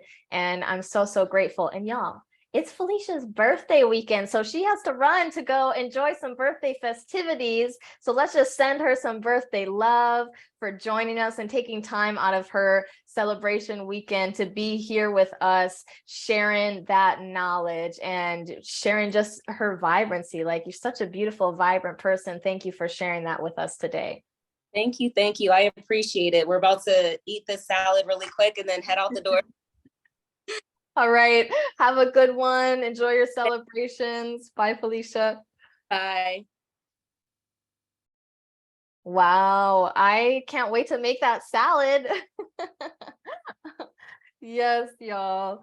So much goodness today. And we are going to keep the cooking going. Exactly. LOL. Bye, Felicia. We're keeping the cooking demos going. This time I'm about to throw down in the kitchen, okay? And I asked you all if you're more interested in me cooking Alfredo or mac and cheese, and it looked like people were more interested in Alfredo. I'm gonna send you the recipe for both, but truthfully, I kind of would rather eat Alfredo today. So I'm gonna make that. And the base of this is very similar. So it's like one or two small differences for like the mac and cheese sauce versus the Alfredo sauce. So I'm going to be making sweet potato pie, a vegan sweet potato pie, and an Alfredo. And so I am going to start with the sweet potato pie. Now, this is a recipe that I have been perfecting over the years now since I've been vegan. I've been vegan for about 5 years or so, and I really love this recipe now. It is tried and true. I just made it for my family during Thanksgiving. And, so I'm going to be making the recipe I am going to be sharing for the sweet potato pie is going to be enough for 2 pies, because when you buy pie crust, they come in 2s. And I just tend to find that 1 sweet potato pie is just not enough. Okay, so you got to make 2.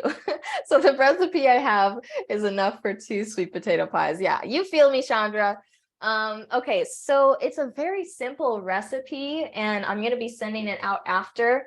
And I already roasted my sweet potatoes. They've been roasted in the oven and peeled. So you want to make sure they get nice and caramelized when you're baking them in the oven, so that that natural sweetness is coming out of them, which is something that I really love about sweet potato pie versus pumpkin pie, is that you can add less sweetener because the sweet potatoes are already naturally very deliciously sweet. Now, usually I'm currently staying in an Airbnb. I'm traveling. I don't have access to like my big Vitamix or all of my cooking supplies. So I'm kind of like making do with what I have, but that might resonate more for like what is actually available in your kitchen. So I borrowed my grandma's blender down here. We're working with a NutriBullet. I might have to do a couple batches for this, but I'm going to start by blending up these sweet potatoes. And if you don't have a blender, you can also use like a potato masher and just mash them up by hand. When I was home for Thanksgiving visiting my family up north, that's what I did. They didn't have a blender, so I just used a potato masher and it turned out just fine. So work with what you have. I have 2.5 sweet potatoes. that I roasted and peeled for this. And so I'm going to start with that. Looks like a good amount there. And I'm going to put a splash of milk in it just so that it blends up a little bit easier. For the milk that I'm actually going to use in the recipe, I'm actually going to be using coconut cream, but just so that this blends a little bit easier, I'm going to put a splash of my favorite plant-based milk, Malk. And this brand I love because the ingredients are so simple. There's no added fillers in there. It's literally just filtered water, organic almonds, and Himalayan pink salt. Like, that's what the ingredients should sound like, okay? You want to make sure that there's, as much as possible, you want to avoid added oils, added sugar, and just simple ingredients that you could easily replicate from home if you wanted to. That's what we're looking for. Now, if I had my big Vitamix blender, I would literally just I would put all of the ingredients for the sweet potato pie into the blender and blend it up and be done. But because this is a bit of a smaller blender, I'm going to kind of blend the sweet potatoes up first and then mix all the ingredients together in a bowl. Okay, so bear with me while we blend. This is a little loud, and let me know if you have questions.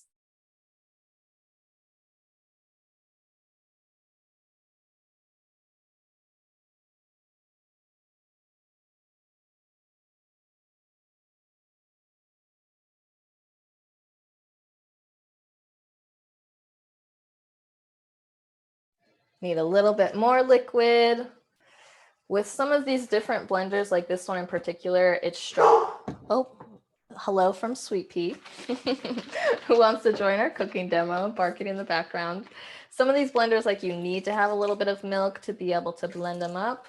This is one of them. So I'm going to add a little bit more liquid here. Welcome someone else to the room. Have y'all ever made a homemade pie before? And are you a sweet potato or a pumpkin pie kind of person?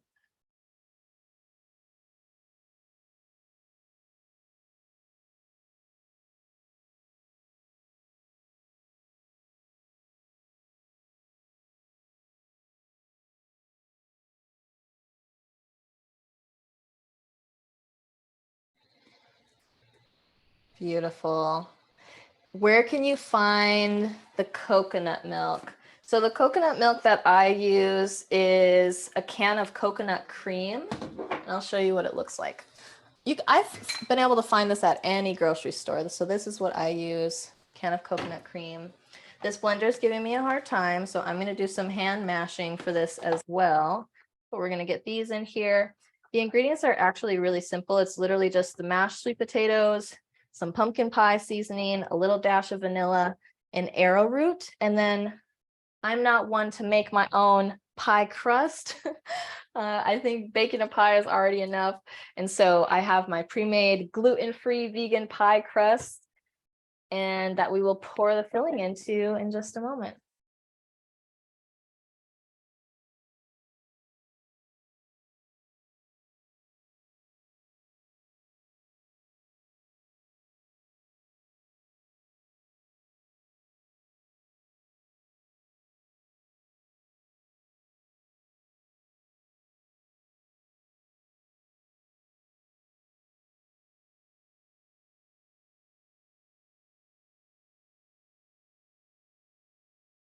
Perfect. Let's see. I see y'all are more of a sweet potato pie people as well. Yes.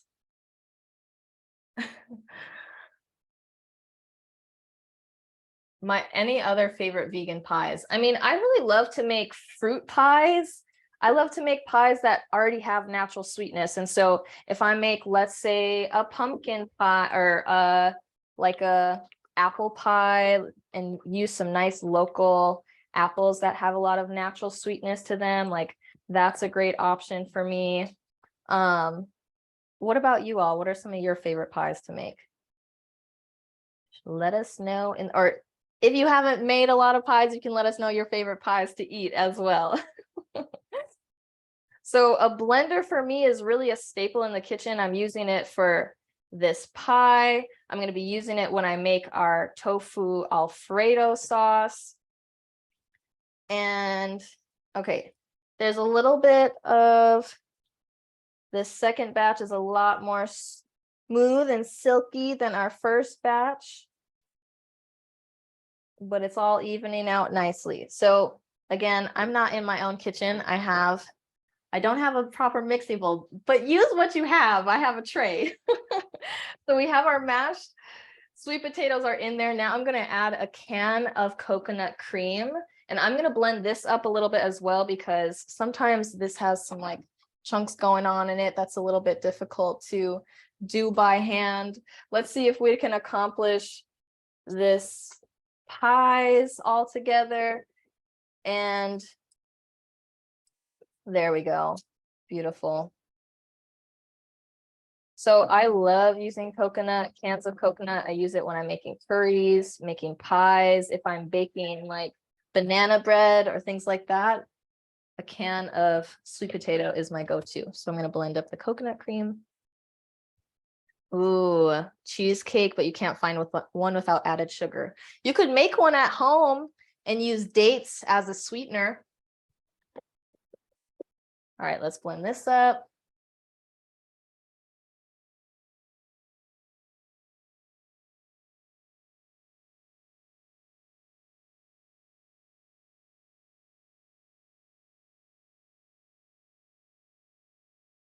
Perfect. Okay, we got our coconut cream, we got the mashed sweet potatoes. I'm going to add these together. And then my next ingredient for this, I'm going to go ahead and throw in some pumpkin pie spice. Now, when I send you the recipe, I'm going to have measurements for you. But when I cook at home, I really don't, I eyeball most things. But I do have a written recipe to where you can see actual measurements of what's in there. I have my oven preheated to 350, by the way, as well. So I use pumpkin pie seasoning, which has cinnamon, ginger, cloves, nutmeg. Personally, I like a little extra ginger. And so if I was at home, I would add in extra ginger in addition to this. So I'm just going to eyeball how much I want to put in there. I like a lot of delicious goodness in there. We're going to add that in. We need a little splash of vanilla.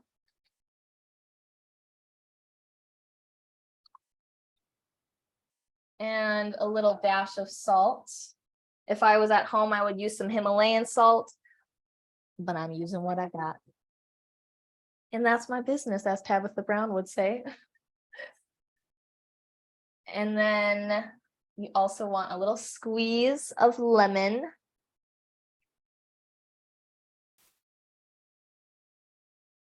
You'll notice I'm not even looking at my recipe because I have made this so many times. And what's going to help you get the thickness and like the structure to it, because you know there's no egg in here, is arrowroot. You can also use cornstarch. Personally, I like to use arrowroot powder, and this is the one that I use. So I'm going to throw that in. And then you also, for sweetener, if you wanted to, you know, the most whole food plant-based sweetener alternative is going to be dates, like Felicia was using in her salad. But I also like to use maple syrup, and so that's what I'm going to be using for this recipe. So I'm going to add in about a cup of maple syrup to the mixture. Again, I'm eyeballing. I think that's about it. And now I'm going to mix everything together. So we have our sweet potato coconut cream, arrowroot, the pumpkin pie seasoning, maple syrup, I think vanilla, dash of vanilla, squeeze of lemon, little dash of salt. And then mixing it all together. And while I have this going, you know, before we got started, I already preheated the oven, and then I also have the noodles cooking for our Alfredo. The noodles are cooking for the Alfredo.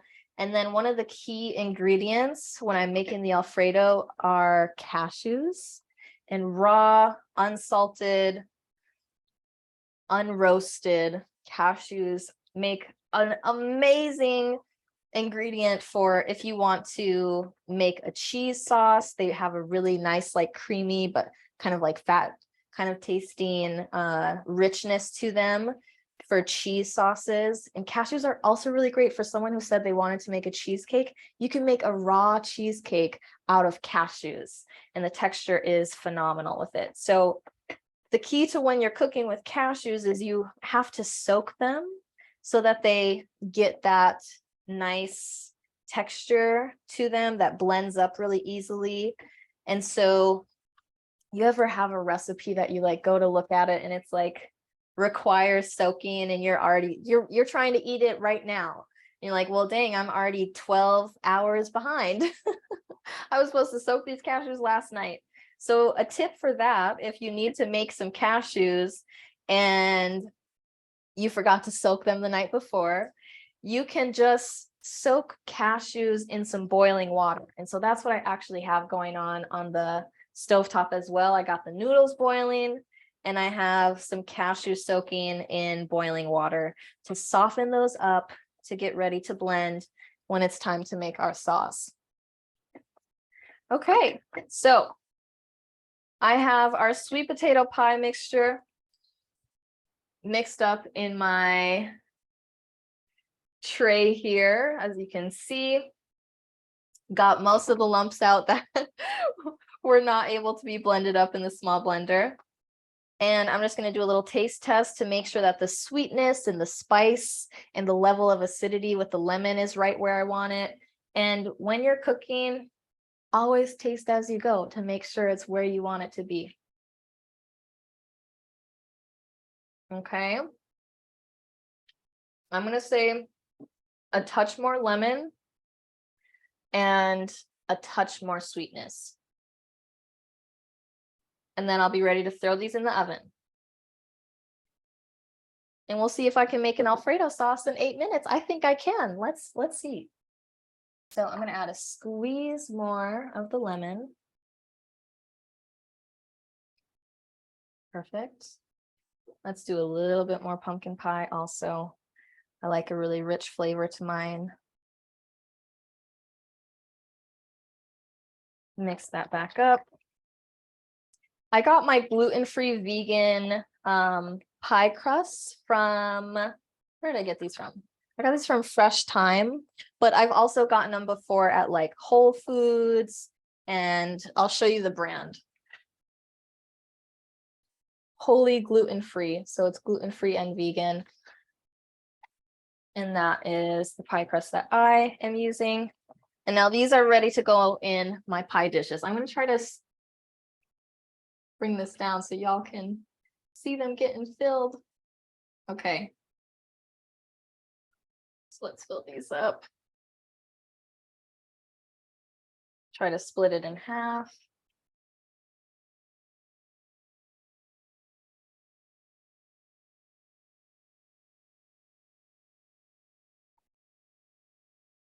Perfect. I find that sweet potato pie is actually a very simple recipe. And like I said, if I had my big Vitamix blender, this would have been even easier. I could have just thrown all of the ingredients in the blender, put it in the pie crust, baked it up, and boom, it would be good to go. Now, I do highly recommend that you bake your own sweet potatoes rather than using like a can of like just sweet potato puree or something like that.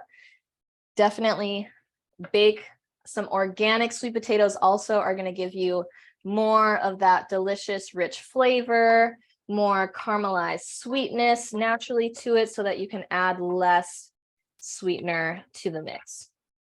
So really there's between the two pies, like each pie has about half a cup of maple syrup in it. Okay, great. These are ready to go in the oven. I have it baked at 350 and they will go in the oven. And by the time Lisa's done with her plant-based nutrition segment, then my pies will be ready to show you. So let me put these in the oven.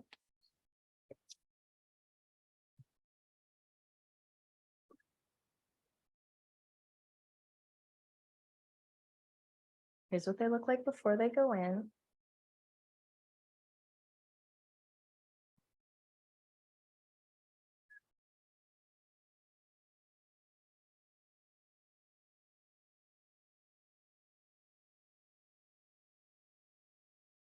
And those are gonna bake for, let me see. I'll set a timer for 50 minutes.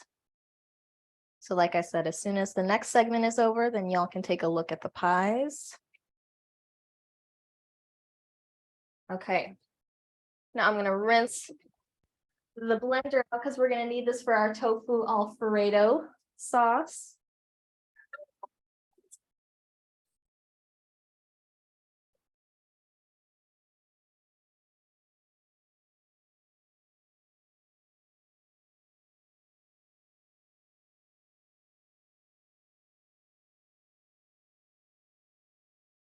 Okay, so for our Alfredo sauce, the base for this is tofu and soaked cashews, and then the cheesy flavor is going to come from nutritional yeast. So I'm going to use, first of all, I'm going to throw 3 cloves of garlic in there, and then I need half a block of tofu.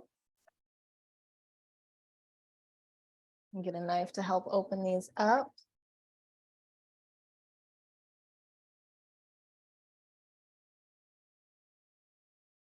And you can use, you know, often when I'm using tofu, I like to use the firm and extra firm tofu, but because you're blending it up, you could use a silken tofu and actually get a really nice silky sauce, but they didn't have that even as an option at the one that I went to. So I just got the firm tofu that was available. So I'm using half a block of tofu that I'm gonna put in the blender. I have it chopped into a couple of pieces. Toss this in. The tofu has lots of protein to add into the recipe, and the pasta that I'm using is made from chickpeas. Now, gluten doesn't resonate well in my body, and so I tend to do things gluten-free. And so what I really love about this gluten-free pasta is it's made from chickpeas and it's loaded with protein. There is about 20 grams of protein in this pasta. So amazing, adding in protein. And then we also get some protein from the tofu. And then we're going to get the creaminess from these soaked cashews that I have over here that I'm going to add into the mix. Again, you want to make sure that the cashews that you use are raw, unsalted, unroasted. If you use roasted and salted cashews, you're going to get a very strong cashew flavor, and that's not what we're going for here. We're really just using the cashews as that nice creamy texture, and the fat in them too gives it some richness. So we got the cashews and the tofu. We need a squeeze of lemon. I still have some lemon over here from the pie that I'll squeeze in there, removing the seeds. Squeeze in some lemon. This is one of my favorite recipes to make for non-vegans because it's a hit every time. So I got my squeeze of lemon in there. And then the cheesy flavor is going to come from nutritional yeast. If you are working on transitioning towards a plant-based diet and you're like, often for people, cheese is one of the last things to go. So to address that, nutritional yeast is going to become a good friend of yours, okay? Nutritional yeast has a nice cheesy flavor to it. So I'm going to use about 1/4 cup of nutritional yeast in this recipe. And then I'm also going to add some salt and pepper. You could add a dash of cayenne pepper if you like a little bit more spice. And it also just kind of gives it a robust flavor, even if it's not much. So I'm just going to do a dash of it. If I was at home, I'd be using my Himalayan salt and my freshly ground pepper. And then we're going to add a little bit of water from either the pasta water or from, you know, the water from soaking the cashews. Just enough to blend it and give it a nice texture. We're going to blend this up and our Alfredo sauce is going to be done.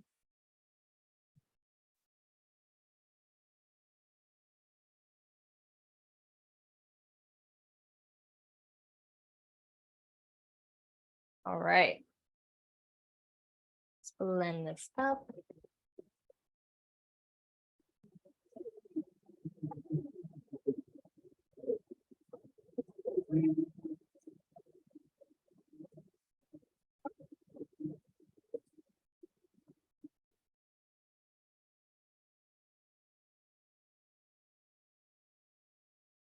Okay. And now we have an Alfredo sauce. I'm going to add a little bit more water to this to smooth it out, and then I'll drain the noodles and have those ready to go.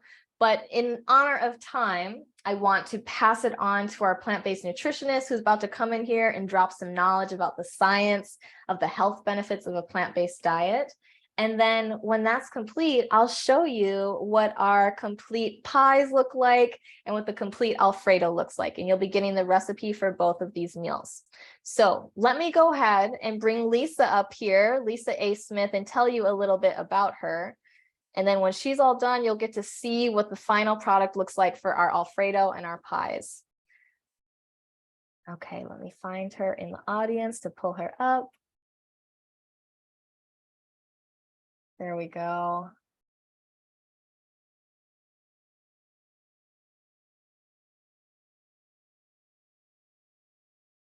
And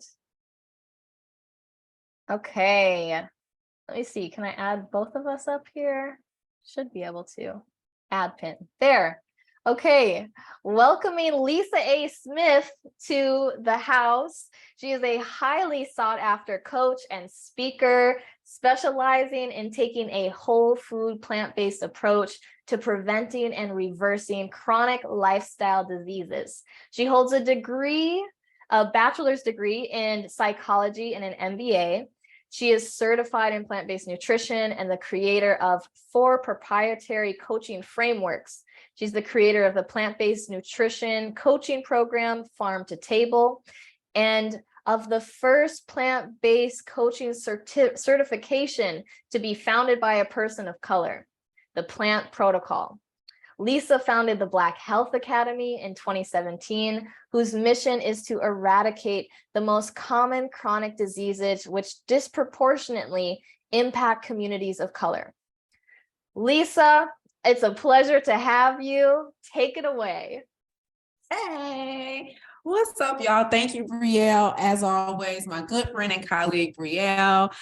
I am so honored to be in this space with you guys. Brielle is amazing, and I am so happy that she gathered us all here to talk about my favorite thing, y'all, the power of plants. So we're going to have some exciting time and some good fun over the next hour or so as I talk about the power of taking a whole food plant-based approach to achieving optimal health. Now, listen, I asked Brielle to do a little recognizance for me and do some surveying.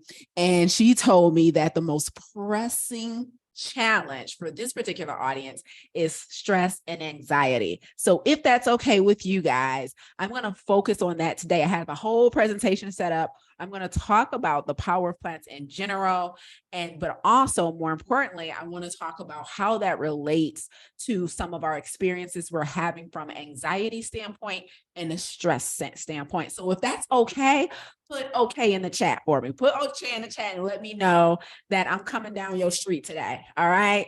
And let me know if that's okay if I dive deep until okay, we in the right room. You nailed it, Brielle. We in the right room.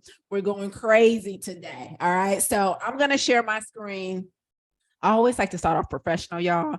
So I'm like, let me have slides and act like, but then if we need to, we'll take the gloves off and we'll go crazy. All right. But let me start off with what I plan to do.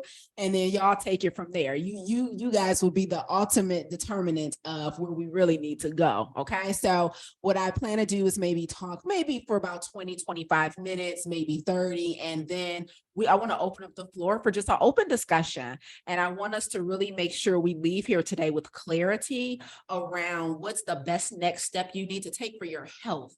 So whether that's mental health or whether that's physical health, I want you to be crystal clear on what needs to happen for you after today. All right. So let me share my screen, get my little fancy presentation up so I can act like I know something, y'all.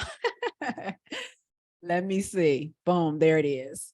Okay. So I'm going to share and let's work it out. All right. We on? We good? Deja, I can see you. So you can give me a thumbs up if you can see my screen. Thank you. I appreciate that. Thank you for the participation. Okay, so this is the plant protocol, combating chronic stress and anxiety with a plant-based diet, right? So as Brielle mentioned, I'm the creator of a plant-based coaching certification where I certify individuals in plant-based nutrition and coaching. And the name of that certification is the Plant Protocol. But the protocol we're going to be taking today is along those same lines, where we're really talking about how nutrition plays a role in what we feel, what we think, and how we deal with just everyday life, right? So nutrition plays a huge role in that. And I want to make it crystal clear for you guys today. But first, I want you to know that all plant-based diets are not created equal. All plant-based diets are not created equal. So if you want to know how I know, drop a 1 in the chat so I'll know to share this story, because it's story time. I want to start off telling you how I know that all plant-based diets are not equal. Drop a 1 in the chat if you're like, tell me how you know, Lise. Tell me how you know. Thank you, Karen. Thank you, Joy. Thank you, Court. Okay. So here's how I know that all plant-based diets are not created equal. When I went vegan many years ago, guys, I went vegan and I'm just rocking and rolling. At the time, I was a personal trainer and I had clients and I was like really trying to help them with their health and their weight goals. But then I slowly started falling in love with nutrition. And when I started studying nutrition as a fitness instructor, I really came across this plant-based diet, this vegan approach to living. And before I started making recommendations to my clients, I decided I want to try this thing myself. Okay. So I slowly started taking things out of my diet little by little, and became a vegan essentially. And when I decided to move away from personal training and move full time into teaching and coaching nutrition, I started speaking a lot more. I started teaching a lot more. I started doing engagements like this a lot more. And as I'm mastering the science around chronic disease, as I'm mastering the pathology of disease and really studying, like, does type 2 diabetes really run in my people family, or is this something we can do about it? As I started studying like the root of hypertension, the root of heart disease, I started getting these speaking engagements, and I would be on stage speaking or coaching in one of my programs, and I would have memory lapses. Now, you guys tell me if you can relate to this. Like, I would have moments where I literally could not remember what I wanted to say, or I couldn't quickly recall some science. Like, so somebody might raise their hand. So I might have my presentation plan like I do for you guys today. But then at the end, somebody would ask a question like, Lisa, can you break down chronic kidney disease for me? Or how exactly would a plant-based diet, help my hypertension? I'm not clear on how a plant-based diet would help my cholesterol, because I always thought it was genetic. And so as I'm trying to recall the science to answer that question, I would have memory lapses, because it's not that I don't know it. I know it. I just need a little time to get at it. I just need a little time to get to the information. Okay, Karen, Court, Paula can relate. Thank you. So what I quickly realized after really starting to pay attention to when I would have these memory lapses, I realized it was after I had sugar. So I would maybe had a drink the night before, a glass of wine, or there's like a place by my house that used to have this really good vegan carrot cake. So I would just like maybe have a slice of my favorite vegan carrot cake. But if I had a speaking gig the next day or had to teach the next day, y'all, I would not be able to recall everything as quickly. And what do we typically say when we can't recall? Typically, we're just like, it'll come back to me. Let me let it go and it'll come back to me. Let me stop thinking about it and it'll come back to me. Well, here's the thing. When you are booked or being paid or hired to speak to someone or to teach someone, when a client has given you their hard-earned money to coach them, you're usually in a time-bound situation. This speaking gig is only 30 minutes on this stage. This coaching class that I've created, it's only 1 hour for this coaching session. So when someone asks me a question during that time, I don't have a whole lot of time to recall. So I don't have the privilege of saying, I'll let it come back to me. And so what I realized is that I was having memory lapses because of sugar. Sugar, refined processed sugar, is one of the leading causes of memory loss. That's why when it comes to Alzheimer's, for example, people who have type 2 diabetes have a significantly increased chance of developing Alzheimer's because of the high amounts of sugar in their blood. And so I was having these memory lapses because although I was vegan, I was still eating sugar, which is vegan, right? Refined sugar, white sugar, brown sugar, or some of y'all like to get fancy. Lisa, I only use coconut sugar. Okay, refined coconut sugar, right? And so different types of sugar. So what I'm here to say first and foremost is that the information I'm about to share with you today is focused on taking a whole food, plant-based approach to optimal health, to combating anxiety, to combating stress. This is not just a go vegan campaign. This is a whole food plant-based campaign. Is that clear, y'all? If that's clear, give me one person clear in the chat. Like, I'm not telling you as long as it's vegan, you can eat it. I'm telling you, if your body or your mind is compromised, then we need to employ whole plant-based foods. Not so that the measure is not, is this vegan? The measure is this whole and complete? And am I really tapping into the medicinal properties of the food? Okay. Okay. I got some clears in the chat. Thank you so much, ladies and gentlemen. Thank you so much. Okay. So with that in mind, knowing that Lisa is talking about whole food, plant-based, vegan, not just vegan, then we can move forward, right? Let's move forward. So here's what the data shows when it comes to making lifestyle modifications for mental health, for cognitive health, right? Lifestyle modifications provide the biggest protection against cognitive impairment. So for those of you who may be dealing with bouts of depression, bouts of anxiety, bouts of memory loss, memory lapses, inability to concentrate, like your executive function has been compromised, meaning like how you problem solve, like how you're able to get faced with a stressor in life, and then how you're able to navigate that in a healthy way without letting it overwhelm you or cripple you, right? Lifestyle modifications provide the biggest protection against cognitive impairment. And so here's a quote from a great book I recently finished called The Alzheimer's Solution, because I'm really in a season right now where I've been studying the brain a lot. And I've been studying the brain a lot because I really want to hone in on how our mind works, our emotions, that connection with the mental, the cognitive, the neurological. And so in this recent book that I finished reading called The Alzheimer's Solution, it says, research shows that people who eat a plant-based diet, exercise regularly, get quality sleep, manage stress, and belong to a strong community are protected against cognitive decline by the same behaviors that save them from other chronic diseases.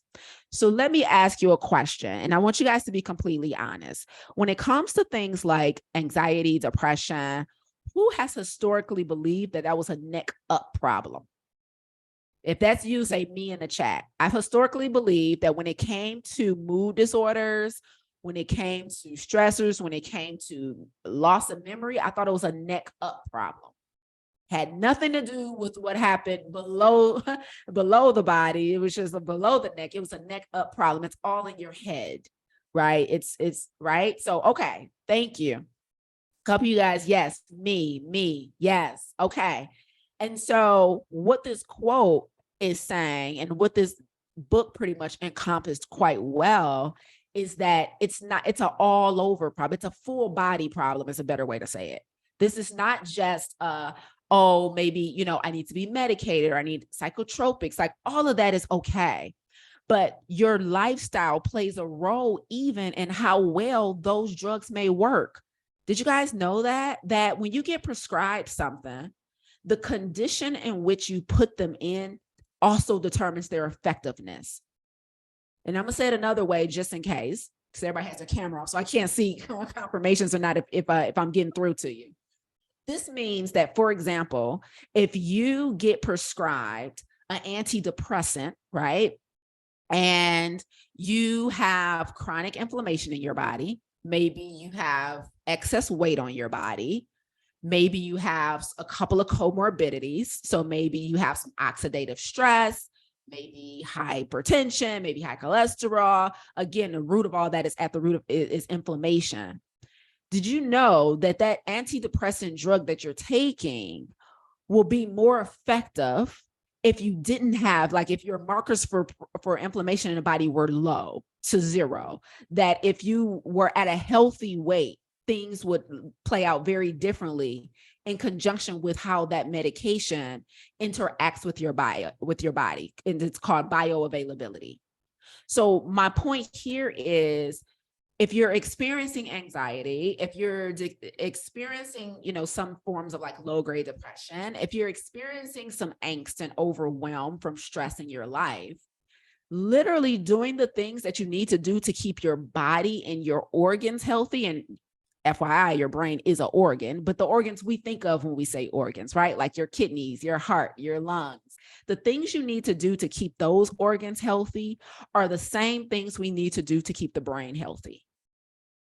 So that's the first piece. I want to make crystal clear that this is not just a neck up problem. It's a full body problem. Affirmative? Affirmative. Okay. I'm going to make up my own feedback. Okay. Affirmative, Lise. Okay. All right. So let's keep going. So let's look at the brain. Right? So the thing I want to point out about the brain is it's super vascular, meaning there's a whole lot of blood vessels. And the reason this is so important is because the blood vessels, the vascularity, is what's responsible for delivering sustenance to the brain. Now, here's a way to look at it, because most of us know a little more about below the neck than we know above the neck. So here's a simple way to look at it. You know how, like, I know I'm supposed to be eating my fruits and vegetables because it's how I'm healthy. It's how I get the vitamins and minerals I need to thrive. It's how I get the vitamins and minerals that my kidneys need, that my heart needs, that my liver needs, that my spleen needs. Like, everybody knows I'm supposed to eat to give my body what it needs.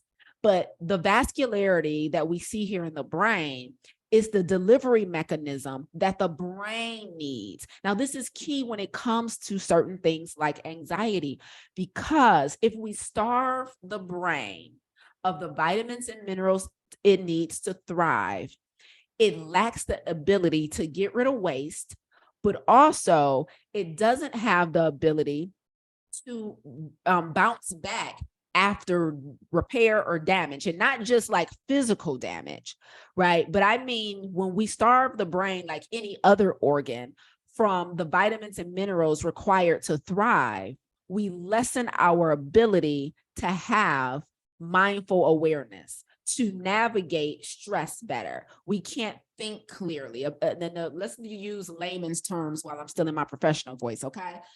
Brain fog. Right? Does anybody like sometimes have brain fog where they're like, I just can't concentrate. I just can't think clearly. I just can't, like, something might happen that might be a mild problem for the average person, but for you, it turns into a big thing because maybe your EQ is low, i.e. your emotional intelligence. And so you have a hard time healthily responding to natural life occurrences.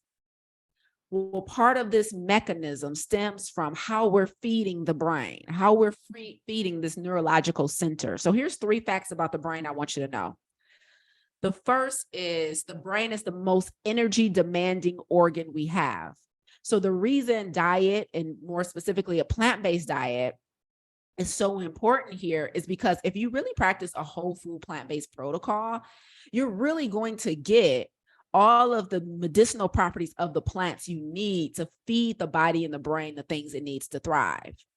And what's interesting is out of all of the macronutrients, and there's only 3, carbs, protein, and fat. Out of those 3 macronutrients, what do you guys think is the one that's the most important for the functioning of the brain? Out of protein, carbs, and fat, here's your pop quiz. Drop it in the chat for me. Which macronutrient is the most important for the functioning of the brain? Where does it get its energy from? I see carbs and I see fat. We must got a lot of vegans on the line. Ain't nobody saying protein. Where do I get my protein?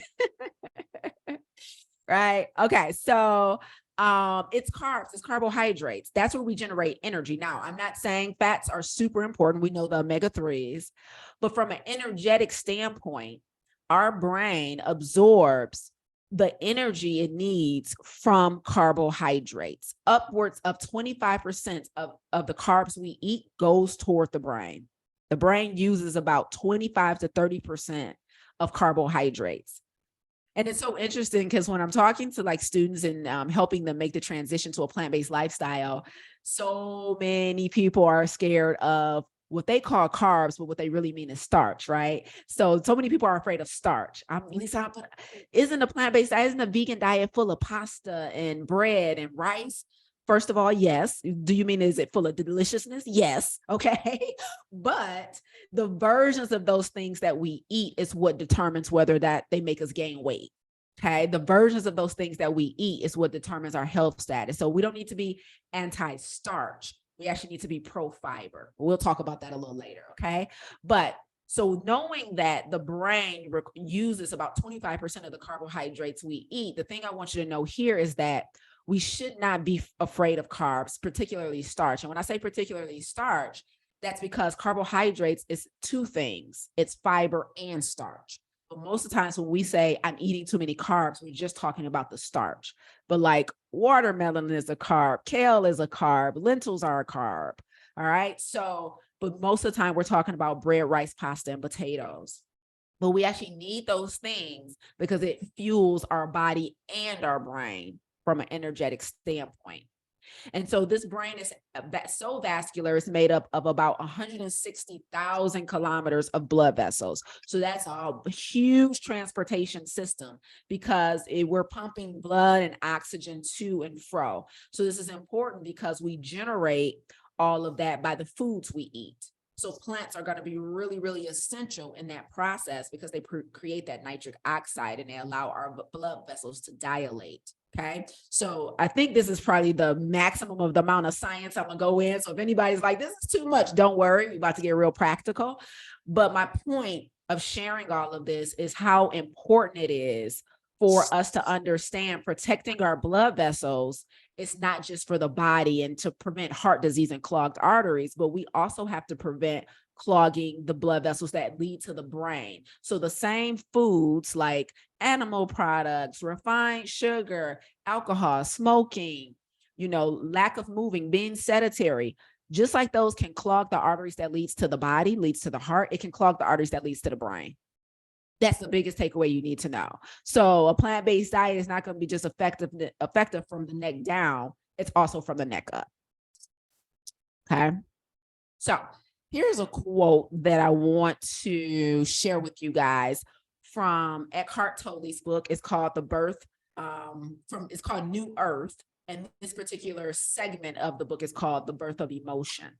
And I really like this quote. This is one of the quotes that I share with my students in Farm to Table, my coaching program.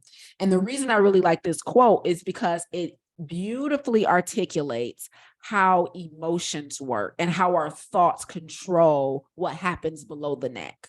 And so if anybody is being challenged right now with anxiety, with depression, with any other mood disorder, or just chronic negative thinking, a lack of belief, struggling with a lot of limiting beliefs in life, I really want you to lean into this quote. And here it says, although the body is very intelligent, it cannot tell the difference between an actual situation and a thought. It reacts to every thought as if it were a reality. It doesn't know it is just a thought. To the body, a worrisome, fearful thought means I am in danger, and it responds accordingly. Even though you may be lying in a warm, comfortable bed, the heart beats faster, muscles contract, breathing becomes rapid. There is a buildup of energy. But since the danger is only a mental fiction, the energy has no outlet. Part of it is fed back to the mind and generates even more anxious thought. The rest of the energy turns toxic and interferes with the harmonious functioning of the body. Did that resonate with anybody? That makes sense? So what this is, Deja, like, yep. So what this is saying is we're literally having these thoughts. We're literally letting, our thoughts take over to the point It's generating a physical reaction. It's generating a physical reaction. And we're having this physical reaction with this buildup of this energy. But because we're not truly in danger, meaning we don't need to run, we don't need to jump, we don't need to hide, we're having this physical reaction, and all of that energy is just staying in the body. And now we're chronically inflamed. Now we have oxidative stress.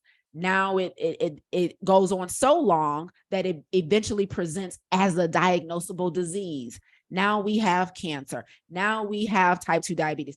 Now we have an autoimmune disease. So I'm not saying only emotion creates those things. Absolutely, there's other factors in the development of disease. But what most of us do not consider is that what contributes to that diagnosis is also the thoughts that we're thinking, the stress that we're feeling, that's manifesting in the body on a cellular level. Okay. And so what can happen if we don't get in front of and get in control of the mind is it can manifest in the body as disease. And I'm going to take you through what this looks like. So let's look at this pathway. Okay. So here's what happens, just to make it even more plain for you guys. First, we have a thought. So this is an idea occurs suddenly in the mind, right? You might be on your way to a job that you don't care for, right? So I gave you an example here. I hate this job. I don't want to go back tomorrow. It makes me miserable. So that's your thought. Like, I don't feel like, I hate the job. I don't like the people. I got to drive too far. The pay ain't worth it, whatever, right? You have this negative thought about the job, okay? What immediately follows the thought is typically an emotion. So you have the thought, I don't like it here. That triggers an emotion, anger, resentment, maybe sadness because you don't see a way out. Like, I hate this job, but I need this job, and I don't think I can do anything else. I don't think I'm qualified to do anything else. I don't think it's safe to try anything else. I got people relying on me, right? So it triggers an emotion, anger, resentment, sadness. And then that anger, resentment, and sadness may trigger another emotion because now you're thinking about leaving the job, but now worry comes up, fear comes up, overwhelm comes up, angst, anxiety. Okay, and this all happens in a matter of seconds. Thought, emotion. You don't even realize there's a separation between the two. That's how quickly it happens. The next thing that happens after the emotion, we have the physical reaction. So our heart might start racing because the fear of even thinking about quitting, right? And so our heart is racing. We might have chronic headaches, hives, shortness of breath, tight jaw, clenched brow, random aches and pains we can't explain in the body, right? I had a student in farm to table a couple semesters ago who this resonated with her so heavy. She started breaking down and crying in class. Like, Lisa, I've been to the doctor so many times trying to get to the root of this pain I've been feeling. And now that you're mentioning this, I'm realizing a pattern that I always feel it during these times. This is a physical reaction to the emotion she was having that no tests were giving her definitive results for or causation for. Okay, so you can have a physical reaction in the body to that emotion. Then what happens next? Stress hormones begin to flood the body. So this physically happens. The cortisol and the adrenaline that's produced from the stress floods the body. And the body reacts by restricting blood flow to limbs and suppressing all systems in the body. Now, let me explain that bit. When we have high levels of cortisol, which is our stress hormone, it sends a signal to our brain that we are in danger. Because if the body floods with cortisol, that is our fight or flight response, as you all know. And so the body reacts by sending blood outward to our arms and legs so that we can do what? Run. But what's happening is we're literally just laying in bed or driving down the street, but our body is flooding with this cortisol as a response to this emotion. And the body is sending blood to our limbs, which means it's intentionally shutting down different systems in our body, like our digestive system, our vascular system, our immune system. Is shutting down because when the body believes it's in danger, it tries to preserve energy. Is this making sense, guys?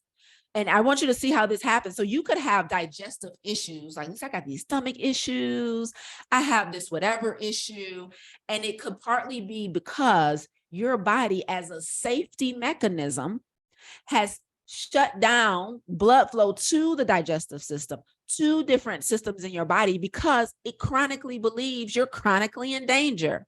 Because we're not getting to the root of the thought and the emotion, we have them over and over again, day after day, which means our body is chronically flooded with cortisol. So our cortisol levels are chronically elevated, which means this cascade of the cortisol and the adrenaline never stops. So this is where the term chronic stress comes from. Stress is not bad. We actually need stress in our lives, but it's when it's chronic. So acute stress, healthy, safe. Chronic stress, life-threatening. And this is why. So many of you probably could have agreed and known all the time that chronic stress is life-threatening, but I want to show you the pathway, what's happening physically in the body as to why it's life-threatening. Okay. So what happens after the body floods with these stress hormones is cellular damage begins to take place. When cortisol is elevated over and over again, cellular damage begins to take place, which lowers the vibrational frequency of the body, right? A good, healthy body that's like an alkaline, high, I'm not going to say alkaline, because we put alkalinity on a pedestal when we need acidity too. What I will say is a pH balanced body, that nice balance between acidity and alkalinity, has a high vibrational frequency. Markers for inflammation are low. We're at a healthy weight. We process our food properly, i.e. digest. We eliminate properly and regularly. Like when all of systems are functioning like they're supposed to, the vibrational frequency of our human body is high. Everything on the planet is energy, as you guys know, and we all have a frequency from that energy. So a diseased body has a lower frequency than a healthy body. Healthy mind. And so when that vibrational frequency drops because the body or mind is compromised, it could potentially lead to a diagnosis or disease. Okay. And so here's the final step: disease or illness. So now we look up and we're overweight. We have depression. We have chronic joint pain, digestive heart disease, high blood pressure, you name it. And it all started with a thought. And remember, we have literally thousands upon thousands of thoughts every single day. But how many of you guys know that like upwards of like 80 to 90% of them are the same thoughts we had the day before? Like we ain't thinking new stuff. We're not thinking new stuff. We're thinking a lot, but it's about the same thing. And we're thinking of it in the same way. Unless you've done the work to put yourself in a position to be invited to a higher state of consciousness, you have a coach, you have a therapist, you have a community where you can go to be invited to a different perspective, more than likely, you're thinking the same thing in the same way. Because it's okay to think every day, I don't like this job. What becomes problematic is if we're constantly thinking that without an exit strategy, without thinking about how we're going to get out of the situation, but we're just saying, I hate it, and there's no solution in place. And so if we have that pattern and it's creating these emotions and this stress, then it can potentially lead to disease. Does this make sense? We're about to move on. Okay, we for real about to get out the science now, but if it makes sense and I can move on and y'all not too overwhelmed, put go in the chat, put go, and I'll go to the next slide. Thank you, Chandra. She said thoughts can be habits too, 100%. Most of our thoughts are habits. Like most of us really, if we out here flexing, acting like we all try new stuff all the time, but we think the same thing over and over again. Most of us are not really tuned in to our consciousness and what we're thinking. That's why, like, I love the work that Brielle does, because meditation helps you to come back to the present moment and think about your thinking. Most of us are not thinking about our thinking, and thinking about our thinking is self-awareness. So if we don't have high level of self-awareness and a high EQ, i.e. emotional intelligence, our thoughts become habits. And then the negative thoughts, though, are the habit that really creates the disease. So that's problematic. Okay, y'all said go. Let me go. Let me go. Let me go. All right. So here's the thing. Let's get into how can a plant-based diet do anything with everything you just said, Lise? Okay, tell me how, sis. So all plant-based diets are not created equal, right? Y'all remember me saying that in the beginning, okay? And let me break this down. The main cause of lifestyle disease and cognitive decline is the standard American diet. It's the standard American diet. All right. And this is kind of a quick picture of that here, right? We know the standard American diet: junk food, ultra processed food, high amounts of oil, sugar, everything, right? Soda, candy, comfort foods. And this is the standard American diet. A quick glimpse into it: bunch of processed pastries. Yes. Yeah. Paula said that picture sums it up 100%, right? This is the standard American diet. So here's the thing. Let me break it down for you. Remember I said that all plant-based diets are not created the same. So let's talk about, remember I told you at first when I became vegan, I was just vegan. And so vegan is the absence of animal products. Vegan is the absence of animal products. So if you had a smoothie this morning that was made with a nut milk instead of cow's milk, that was a vegan meal, right? It's just the absence of animal products. That doesn't mean it's healthy. It doesn't mean it's not healthy. It just means I didn't eat animals. So initially, that's all I thought was required, y'all. I thought just don't eat animals, don't eat meat, eggs, dairy, and seafood, and I'm nailing it. Boy, was I wrong. Boy, was I wrong. So what I realized is that to really get the benefits, if I'm making this transition for health, that I need to be whole food plant-based, okay? Now, here's a quick picture of what vegan could look like. Did you guys know that every brand in this picture was vegan? Did you guys know like Nutter Butters and Hershey chocolate syrup, Fritos were vegan, Oreo pie crust, Oreos period is vegan. So everything in this particular picture is vegan. None of this is made with animal products. Coca-Cola, vegan, okay? Cracker Jacks, vegan. So you could very much have a vegan diet, not eat animals, and still not be healthy, okay? But here's what we truly need. We need a whole food plant-based diet, okay, to maximize the benefits from a mental health standpoint and a physical health standpoint. And that is the absence of products, yes, but also the absence of highly processed food, excessive SOS. SOS stands for salt, oil, and sugar. And here's the key though, and this is crazy to me that some of us do not do this. We have to have the intentional presence of plants. Did you know you could be vegan and never eat a plant?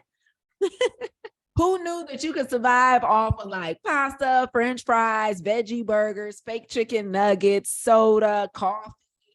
Like you can be vegan and not eat plants. What in the devil, right? So we want to be whole food plant-based. We don't want to just strive for vegan. Now, let me be clear though. There is definitely benefits you can get from being vegan. Don't get me wrong. A lot of magic happens when you take the chicken, the eggs, the turkey, the bacon, you know, the yogurt, the ice cream out of your diet. A lot of magic can happen. But I'm not here to tell y'all how to be average. Most people don't need instruction on how to be average, okay? I'm here to tell y'all how to be optimal, how to be the absolute best version of yourself. And in order to do that from a dietary standpoint, you absolutely want to be whole food plant-based and not just vegan. So here's kind of what that could potentially look like, right? We got a couple dishes right here. Salad, and we got like a little Buddha style bowl with the squash and the beets and the avocado. We got a soup right here, like a cauliflower soup, sprouts, all of that good stuff, right? So it doesn't mean you don't eat well. It doesn't mean you don't have things you don't enjoy, right? We do have to do the work to make sure our taste buds change. But the thing about it is, like, if you want to really get back in control of your mind, get rid of the angst and the anxiety that comes up with life, if you want to combat any chronic physical health challenges you're having and you desire to take a plant-based approach to doing that, then we need to be whole food plant-based. And one of my hashtags that I put everywhere, but that it's not just a hashtag, it's an instruction that I live by, is plants every damn day. Because while some people take vitamins and protein powders and supplements or medications, I take plants. And so I eat plants every day. It is not optional. Just like somebody taking vitamins will literally not miss a day of taking their vitamins. That's how I treat plants. So let me make sure you get this and you're very clear about this. Don't swap the standard American diet for the standard American vegan diet. So what is the standard American diet? Here it is. This is what you see, right? Ultra processed foods, very little fruit and veg, loads of fried food and excessive oil, sugary and caffeinated beverages, minimal water, and then a reliance on man-made vitamins and supplements. So this is the standard American diet. Here's the standard American vegan diet. Same thing, ultra processed food, very little fruit and veg, loads of fried food and oil, sugary and caffeinated beverages, minimal water, excess man-made vitamins and supplements. The only difference is they don't eat animals. Whoa, what a contrast, right? So you can very much have a junk food vegan diet, very much. So we're not here to do that. Like if we're going to do this thing, let's go all the way and get all the benefits. Because how many people knew this one on the right? Like, dang, you really can't have a vegan diet that's super processed where you don't eat a lot of fruit and veg, all the fried foods you want, right? So let's be very clear that don't swap the standard American diet for the standard American vegan diet. Okay, so we want to make sure we're maximizing a whole food plant-based diet. So here's the thing. Here's what I eat on a plant-based diet. I eat whole foods that come from legumes, whole grains, vegetables, leafy greens, fruit, and healthy fats in their whole food form. So avocados, nuts, olives. Okay, so this is kind of the makeup, just to give you a snapshot into what a whole food plant-based diet should be made of, where we're really eating the food as close to its original molecular structure as possible. So remember I talked about the brain earlier. The brain is the most energy demanding organ we have. It uses upward of 25% of the carbs we eat, and it's extremely vascular. So everything we just went over about how we should adopt a whole food plant-based diet for optimal health feeds the brain as well. So if we know that every issue we potentially have is not just a neck up or a neck down problem, but it's a full body problem, we want to really focus here on understanding that, man, the same way I feed my arteries so I don't die of a heart attack, or the way I feed my body so that I don't have insulin resistance, is the same way I need to feed my brain if I really want to combat this anxiety, or I really want to combat this stress, or I really want to combat this depression. Okay, so that's the connection that we're making here. So you are responsible for giving the body and brain the raw materials it needs to thrive daily. And that's what I love so much about a whole food plant-based diet, y'all, is it's really the raw materials we need to thrive. Like we don't need a whole bunch of man-made stuff. We don't need a whole bunch of synthetic stuff. We just have to tap into the raw materials. Like we don't need a protein powder. We just can eat legumes. We can get protein from watermelon. So that's what I love, is that the raw materials we need to thrive are accessible. It's not a magic trick, okay? And so how many of you guys want to see some examples of some meals? Before I wrap up here and we open it up for Q&A, y'all down to see what this might look like, what the food might look like? Like, at least what you've been eating on, because you sound like you're selling a dream. She said, I can't eat the processed stuff and it can still be good. So let me not sell the people a dream, okay? Let me show some pictures, okay? Let me tell y'all, I used to do these presentations, y'all, and I used to just come on, yell at people about the power of plants, and then just walk away like, trust me, like it'll be good. Like, at least you got to start showing them what you eat, and you got to start showing them pictures. You got to, like, it ain't just about the science. So here we go. I got 6 pictures for you guys. These 2 are a grilled vegetable salad with grilled tempeh. Okay. And these are meals that I've literally had in the past couple of like weeks. Okay. So this ain't like stuff. And just FYI, these are my meals, which means they're not going to be pretty or like perfect lighting all the time. I take just real pictures just to show you in real time. So grilled vegetable salad. Now the little white stuff over there is almond cheese. Okay. Over here in the corner. But this is just grilled vegetables with grilled tempeh on a bed of spinach. And then my dressing here. And then, man, these tostadas. So I make quinoa meat probably once a week, y'all. So this is made, the brown stuff that looks like meat is quinoa. It's like magic. And then Brielle talked earlier about nutritional yeast. So the thing that binds it together and stuff is a bunch of stuff. It's like taco sauce, nutritional yeast, seasoning that you bake it in the oven. But this is how I eat tacos. Like how I make tacos is with quinoa taco meat. Then I topped it with like my avocado, some dairy-free sour cream, and some salsa on there. And I hadn't put the cilantro on there yet. Okay, so that's 2. Let's look at some more. I got 4 more for you guys. The next one is beans and veg, and then like a maitake mushroom dish with walnuts and greens. So this I was making, I put this on top of some rice. So it's literally just like beans, red onion, peppers. This is like one of my, I got to get back to work. So let me hurry up and get that heck out of this kitchen meal. So I just dumped the beans were already cooked. I ain't making them from scratch. Like what they say, I ain't got time for that. So I did not make them from scratch, y'all. Okay. I got beans that were already made. I like to buy my beans in a box, but of course you can get canned beans, preferably no salt added. And you just want the ingredients to be the bean and the water inside the box or the can. I dump it in a pot, chop some veg up, and then I get the rice from Trader Joe's that you just heat up in the microwave for like 3 minutes. And I apologize to anybody who's anti-microwave. I'm just telling y'all what I do. And put this on top of some rice. And this was a meal. Normally, I probably threw some avocado on the side, maybe, I don't know, probably had fruit on the side. And then this was a meal I had for my birthday. So I didn't make this. That's why I look all fancy.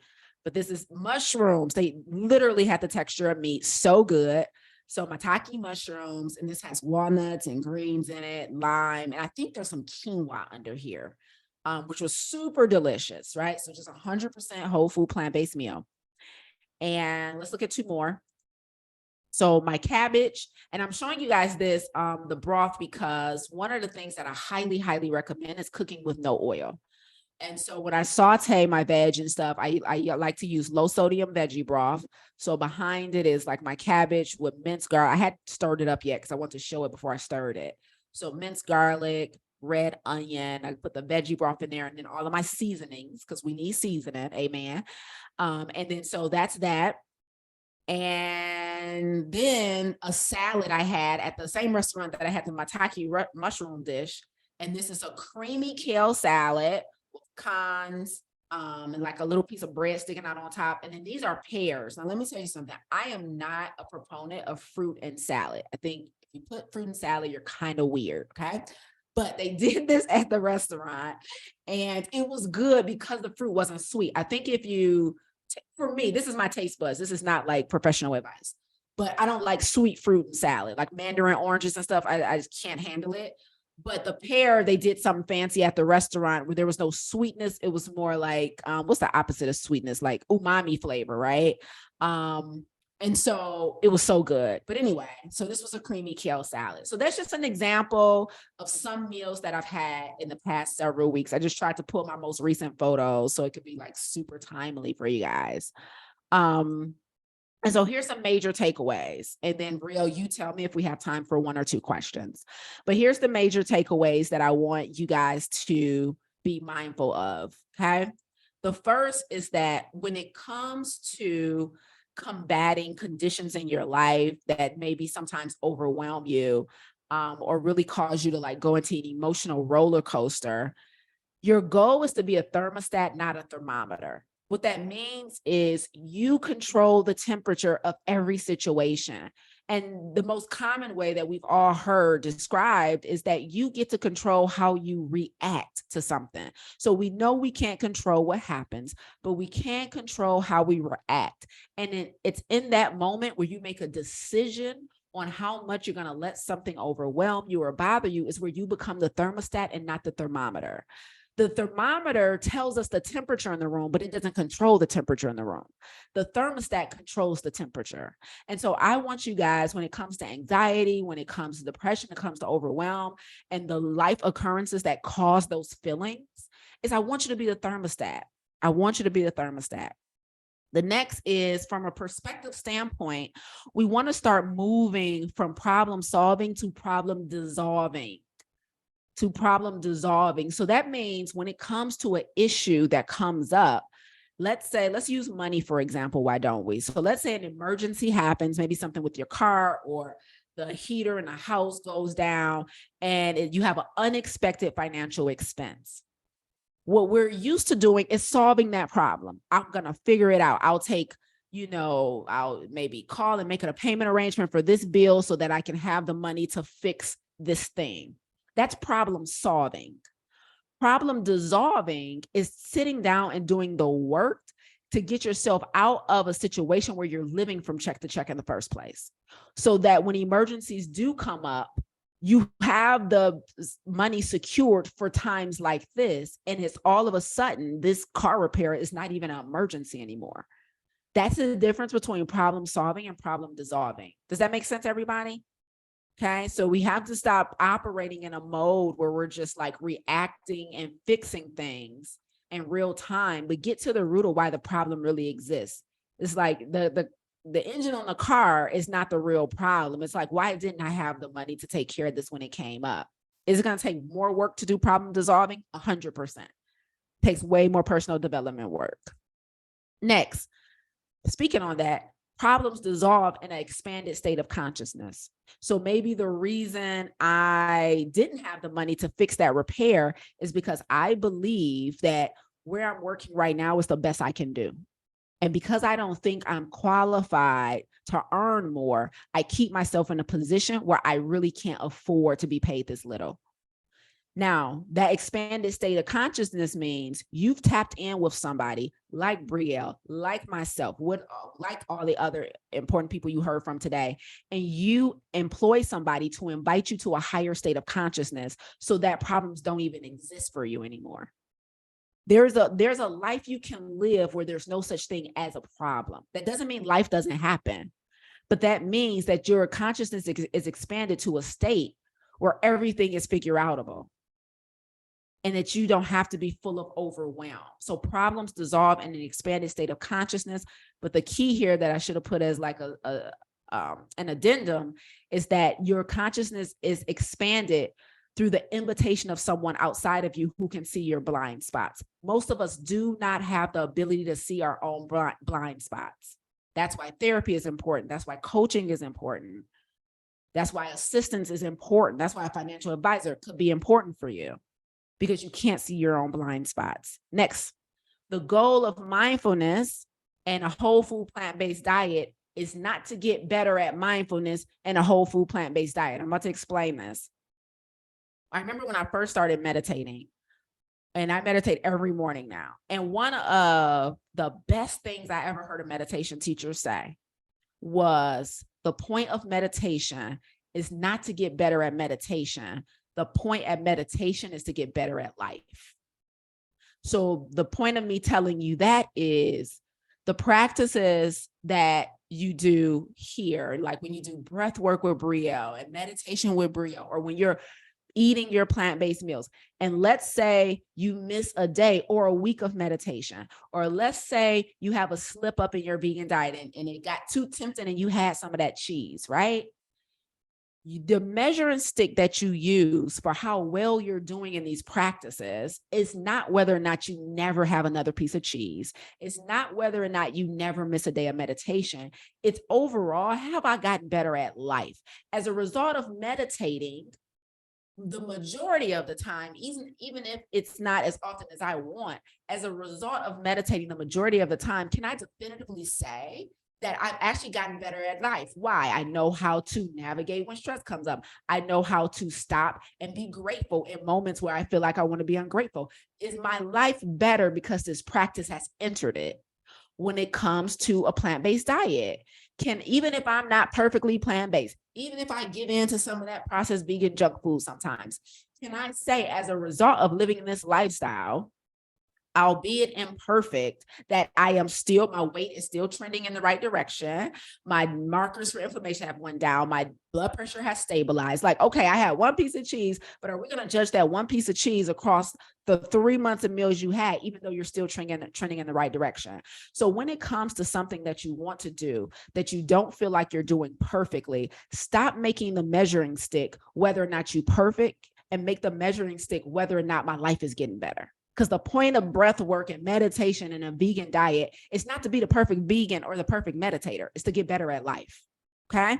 All right. I think that was my last mic drop. Yes. Okay. So for anyone who's interested, and maybe sugar tends to be a really big issue for a lot of my audience members when I speak. And so I'm going to offer you guys my free class, How to Combat a Sugar Addiction.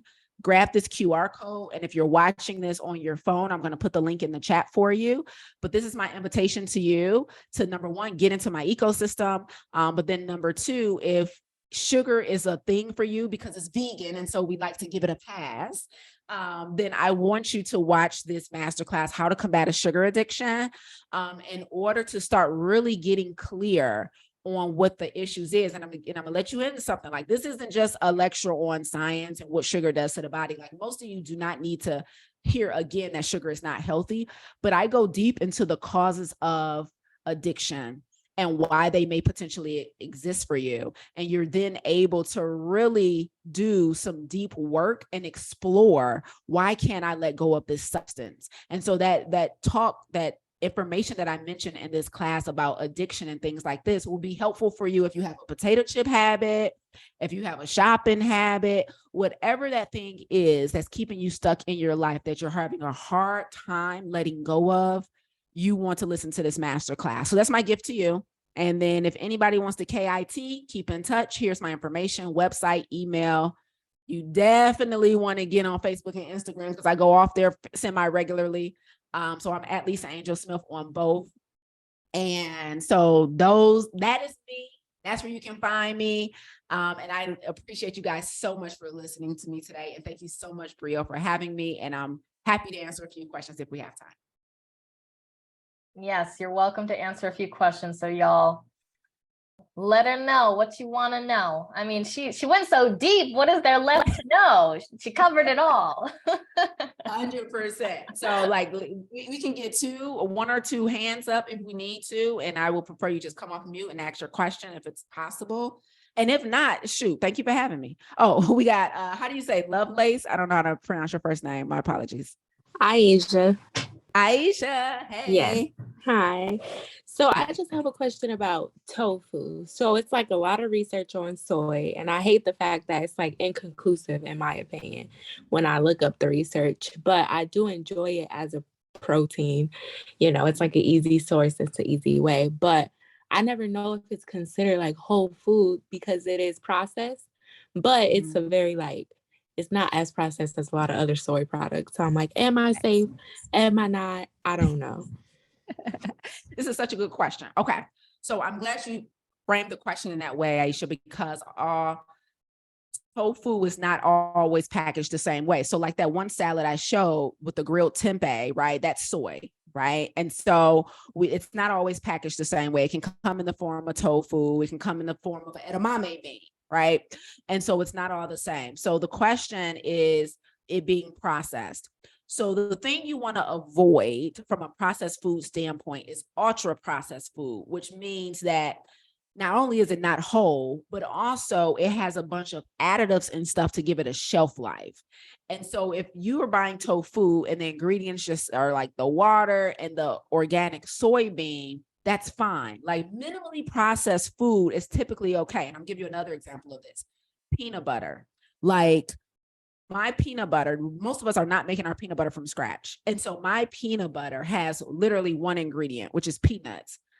So is it a processed food? Yeah, because somebody packaged it and manipulated it before I got to it. But it's minimally processed and it has recognizable ingredients. Something that would be a no-no from a peanut butter standpoint, for example, would be peanuts plus palm oil plus sugar plus salt. So you want it, it's not that whether or not it's processed, that's a problem. It's, is it minimally processed or ultra processed? And what are those other things in that ingredient list that could be potentially disease promoting? Does that make sense? Yes, that makes sense for sure. Because I do always see like the calcium citrate or all these other things added to it.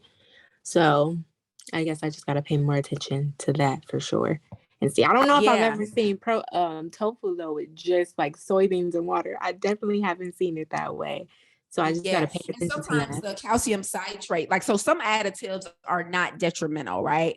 It's kind of like when we see, ascorbic acid. Ascorbic acid is just vitamin C. So that's when, like, if you're noticing, like, shoot, every brand of tofu I pick up has this calcium citrate, then that's your true, like, let me research this. Maybe it's not even that bad, right? Okay.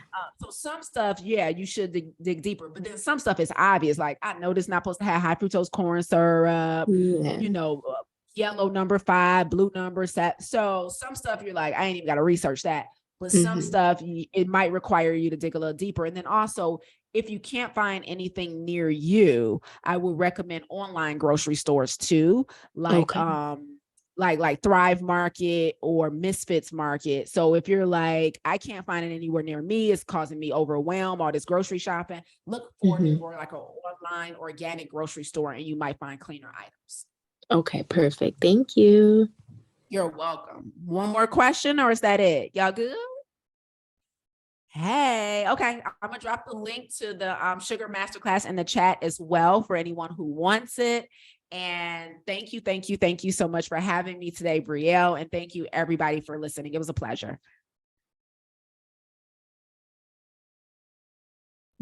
Thank you, Lisa. That was phenomenal as always. It's always a treat to have you join us. I'm so grateful you're able to come and share the plant-based knowledge, and I know we're all going to leave here better for it. So thank you so much for joining us, and I hope you have a beautiful rest of your day.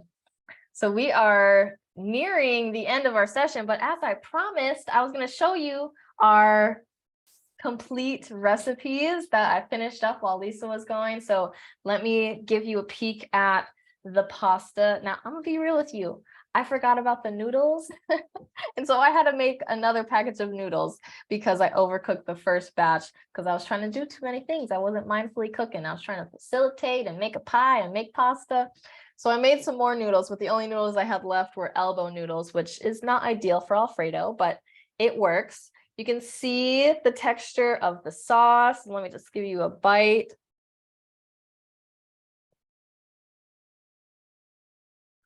It's so delicious. It's creamy. It's got some nice like cheesiness. It's really good. So I'm going to send you the recipe so you have that. And then let me show you what our pies came out looking like. They're beautiful. I'm excited to share them with my family for the holidays. I need one pie for myself and then one pie I will share. So let me set this down. Give you a peek at our pies. And there is our sweet potato pie. So those are our recipes. And then, you know, we had that gorgeous, vibrant, colorful salad that Felicia made for us. So you'll have the recipes for all of those. And our final session of the day is our breathwork session. And I want to give us a little break though, because we've been going all morning, all afternoon. And so giving us a little bit of time to, like, you know, tend to any needs, use the bathroom if you need to, drink some water, take your dog out, whatever you got to do. So we're going to take a little 5-minute break, but there's also a few things that I want you to gather because I want you to be nicely set up for the breath work when we come back. So some things that are going to be helpful for you to get the most out of the breath work session is for you to be in a space where you have privacy, where you're not going to be interrupted or disturbed. So if you can go somewhere where you can close the door, and if there's other people in the home, letting them know that this is your time and not to be disturbed. It will be good for you to be laying down for this breathwork journey. And so whether you want to be laying on the floor on a yoga mat, or you want to be on your bed or your couch, wherever you're going to be comfortable. So have a quiet, private place that you can lay down. You might also want some things just to be comfortable, like some pillows. I like to put pillows underneath my knees, especially if you get low back pain. That's going to really help to relieve that and let you be comfortable laying down for a while. You might want a blanket and maybe an eye mask to like block out the light, or just turning the lights down. So those are a few things to gather, and you're also going to want a journal and some water. So I'll put all of that in the chat as well, but let's take a little break, and during the break also gather the supplies that you need, okay? We're going to come back at 2:15. So I'm going to give you some time so that, you know, you're not rushing around and you have enough time to gather the supplies that you need. I'll play some music in the background, and then we'll be back here at 2:15 for our breathwork journey. Be all set up. Where you're set up for your breathwork journey, it will also be good for me if you want to turn your video on to be able to see you from the belly up, so that I can give you some more specific guidance on where to breathe a little bit deeper into. Okay, I'll see you back in 10 minutes, okay?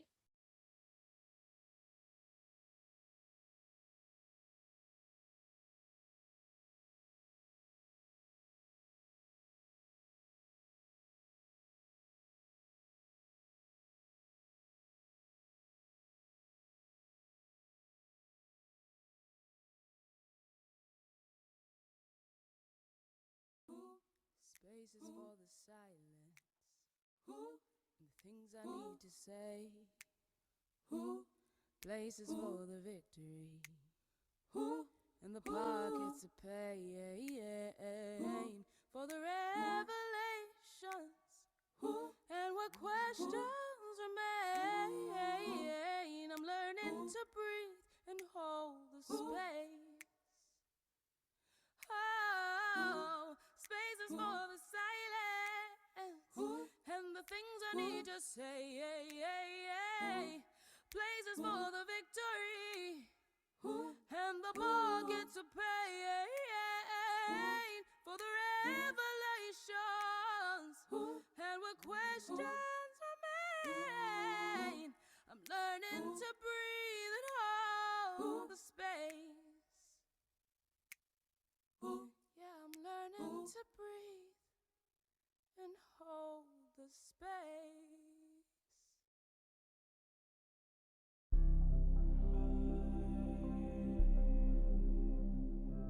Well, here you are in this brand new world that you've opened yourself up to. And now you're free to create the life of your dreams. Are you ready? It's okay to not be ready. It's actually better. Because if you feel fear, it means you're dreaming big enough. It means you've committed to your rebirth, your reawakening, your soul's purpose. You have taken your first breath. Now take another. And another. And another.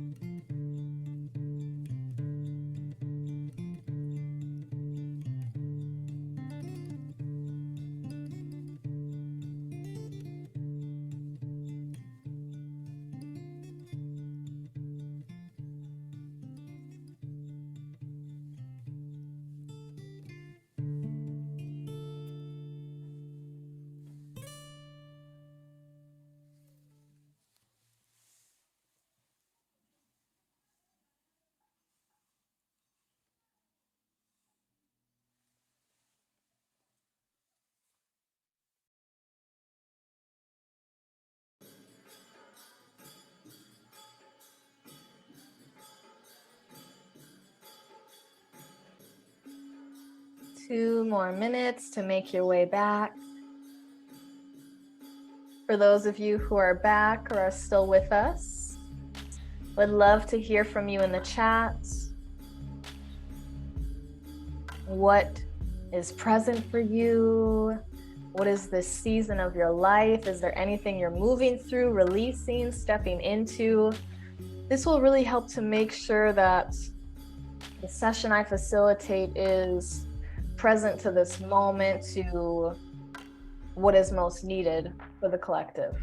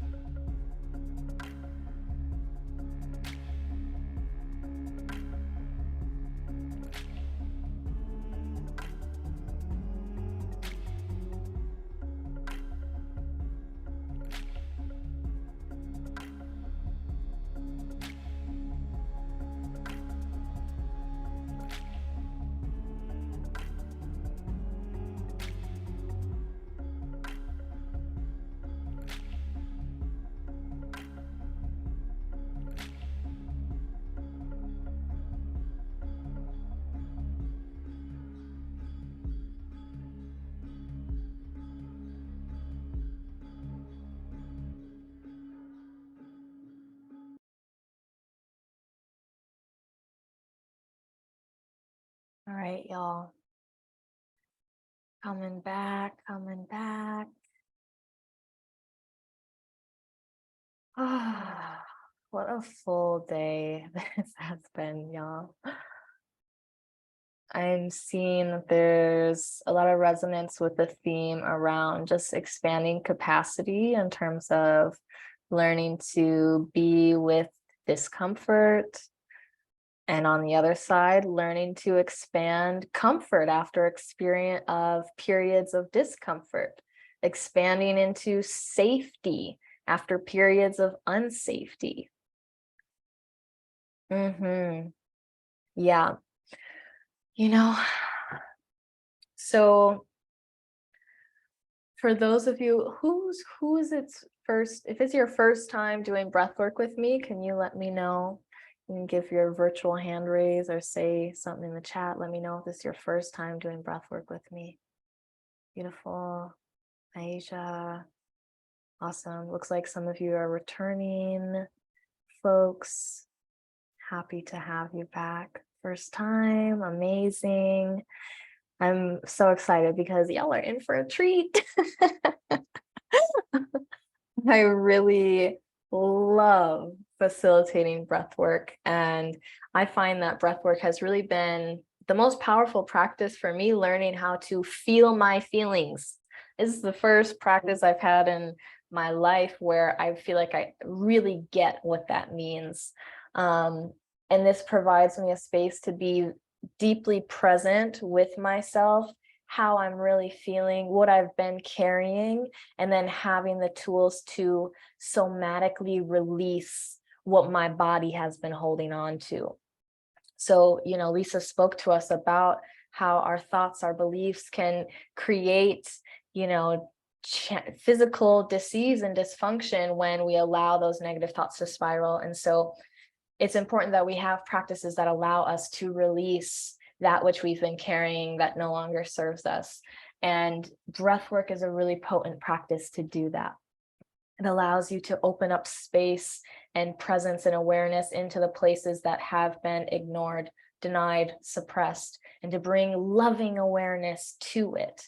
And so what's beautiful about this practice is, you know, the same breath, the same practice that allows you to learn to expand your capacity for discomfort, to have greater resilience in those moments, also is the same practice that's going to help you to expand your capacity for life going well, for safety, for comfort, for ease. Because many of us, especially if you are coming from a history of trauma, a history of marginalization and oppression in the identities that you carry, many of us have grown up used to dysfunction and chaos. And so our practice is more so of learning how to allow ourselves to feel good, allow ourselves to feel safe, allow life to go well for us, to expand our capacity for that, because our nervous system has these built-in protective mechanisms that keep us in what is familiar. And so if what is familiar to you is dysfunction and chaos, it wants to keep you where it's comfortable, because this is what's known to us. That's what can feel more safe in our nervous system. And so teaching our bodies it's safe for us to feel good. It's safe for life to go well. It's safe for us to experience ease and abundance and goodness in all forms. And this is a practice to help see where we haven't been allowing that, where we haven't been allowing ourselves to feel into that, and allow ourselves to open up and become more available to that possibility. And so, yes, this helps to build your resilience and expand your capacity for discomfort so that you can continue to show up powerfully amidst unexpected change, to be able to bounce back more quickly. And yes, it will also help you to continue rising even further beyond places that you didn't even imagine were possible. It can do both. Yes, absolutely. Exactly, Karen. Thank you for sharing in the chat. So, I'm so looking forward to this session with you all. And so for those of you who are new to doing breath work with me, the breath pattern that I'm going to facilitate is all in and out through the mouth. It's a deep inhale into the belly, a second inhale into the heart, and out. I'm just going to angle my camera down for a second so you can actually see my belly balloons out on the first, into the heart on the second, and then out. Okay, so just so you have an idea of what it's going to be like, you're going to have plenty of time to find your pace and rhythm in that pattern. We will start with the natural rhythm of your breath. We will end with the natural rhythm of your breath. There will be times when I may cue us to speed up the breath, but really this is your journey. I'll give you the pattern, I'll give you some guidance, but trust the wisdom of your body. Trust what you know is best for you in this moment and in the moments throughout the practice. This is really an opportunity to be fully present with yourself, to trust the wisdom of your inner guidance that is always there, lovingly guiding you into alignment with your highest self. It's only a matter of slowing down and listening long enough so we can be present to the messages that have been waiting for you. And so some interesting things might happen as you are doing this practice. Yes, you're going to get clarity. Things that might have felt unclear in the past can suddenly become clear because we're tapping into a state of theta brainwaves. This is the state that your brain goes in when you're in deep meditation, and also right when you wake up and right before you go to bed. This is a powerful place for changing patterns, beliefs, behaviors, because we are able to access and shift and reprogram the subconscious mind. Now, the subconscious mind receives much of its programming in the first 7 years of our lives. There's a lot that we pick up in those first 7 years of our lives, a lot of patterns and beliefs and behaviors from our family that may not align with how we really wish to embody and live and move through the world. And the beautiful thing is neuroplasticity. And so we're able to shift, we're able to change. And this is a potent space to do that. And so because we're in this theta state, things are more clear. We're able to see the pattern and the belief in the blind spots that we maybe haven't been able to observe previously. And then we have the opportunity to see it, to acknowledge it with loving awareness and compassion and non-judgment. You're not right, you're not wrong, you're none of that. And then being able to determine what's ready to be released and what wants to be birthed in its place, okay? So as you're doing that, the clarity is coming in your cognition, in your thoughts, and your awareness, but you also might notice some interesting sensations arising in the body. Sometimes your hands might get kind of cramped up, or your legs might get really stiff. I've done this where it feels like I did leg day and all I did was lay there and breathe. So if you notice interesting sensations happening in the body, that's perfectly normal. And we don't want anything to feel painful. A little bit of discomfort is okay. It's good for our growth, but we don't want anything to feel painful. So if something is feeling like it's passing that threshold and going beyond your tolerance, then to help ground and kind of lessen the activation, you can just come back to your natural rhythm of breath, or slow the breath down, or open your eyes, send me a direct message, let me know what's going on so that I can support you. And you may also have some emotions that rise up in this practice. That's also totally normal. Whatever shows up in today's practice is being revealed so it can be healed and transformed and moved through. So have the courage and willingness to be radically honest and go deep into what is surfaced. Okay, let's go ahead and dive in. Does anyone have any questions about that before we get into it?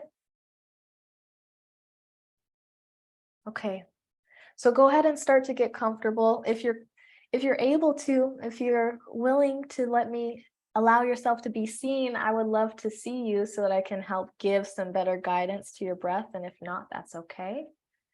But really, you know, being seen and being heard is a beautiful practice. So opportunity to do that if you're willing.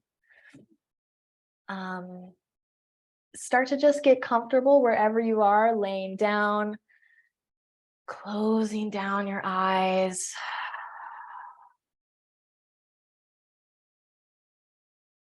Connecting to your natural rhythm of breath. And just allowing yourself to settle in and get comfortable for these first few minutes. And in a moment, you'll hear some music come in.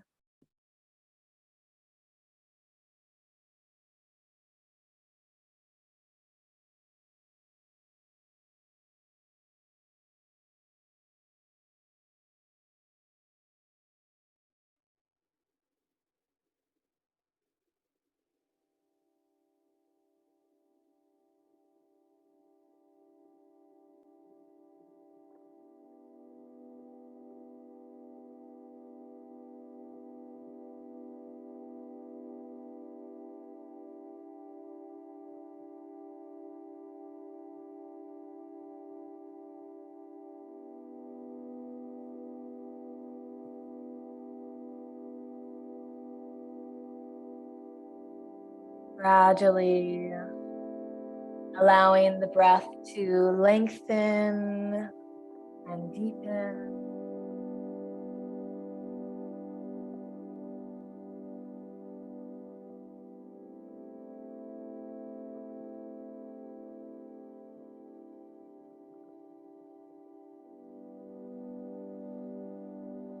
Feeling the weight of the body held and supported by whatever you're laying down on.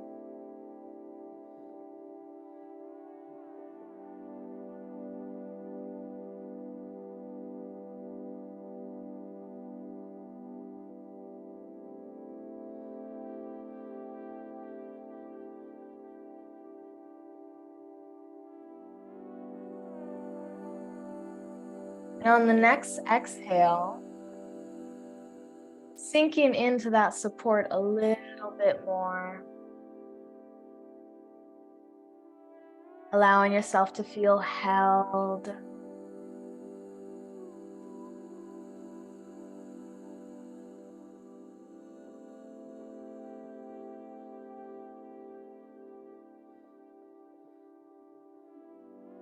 Noticing if you can be 5 or 10% more comfortable. Making any little micro adjustments that will help you do so.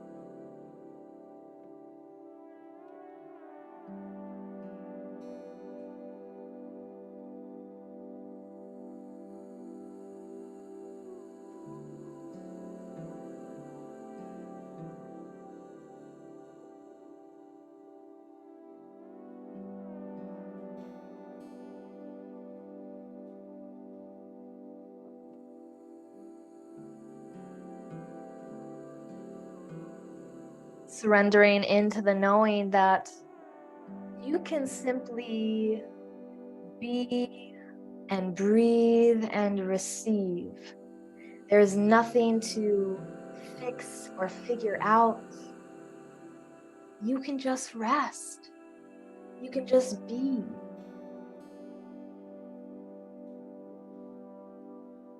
Settle into that. Notice what it feels like to slow down.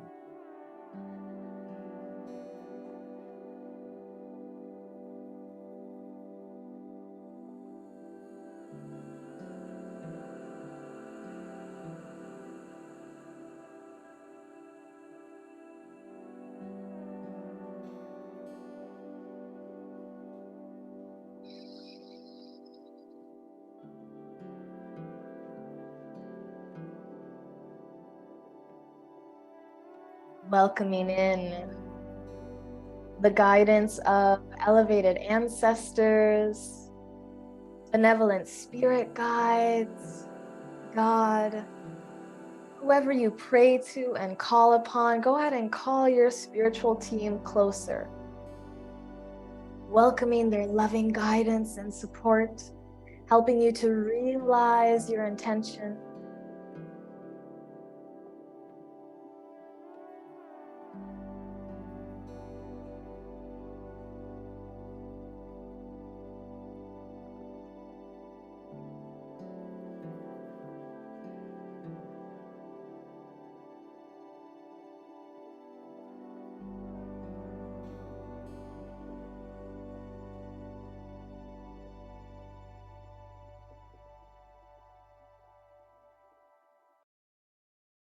Good.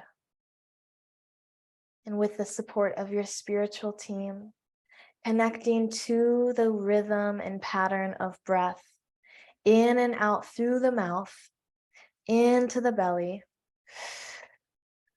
into the heart, and out. Into the belly, let the belly rise and fill with air.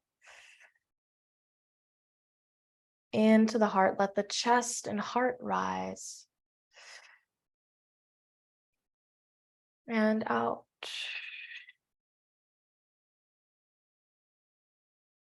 Continuing just like that.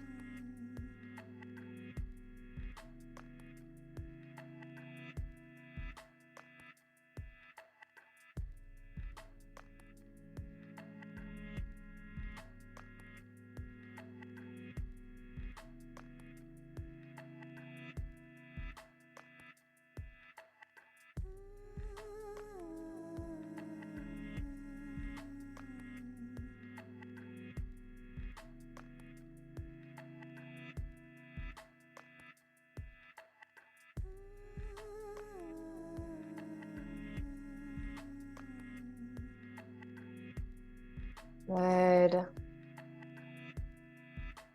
Invitation to observe yourself in this practice with non-judgment.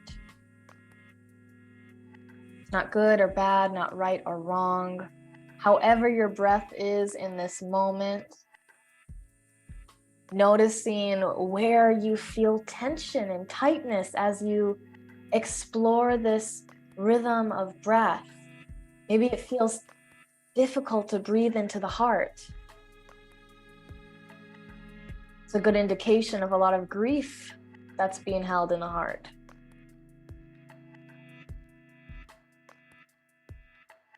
Be with that.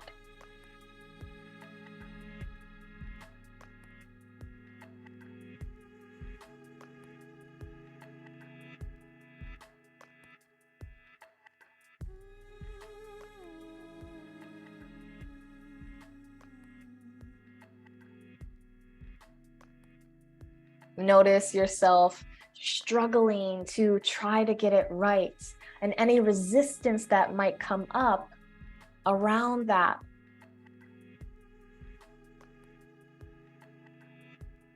And lean into the truth that you are whole, worthy, perfect, and complete right where you are. Surrender to the breath as it is.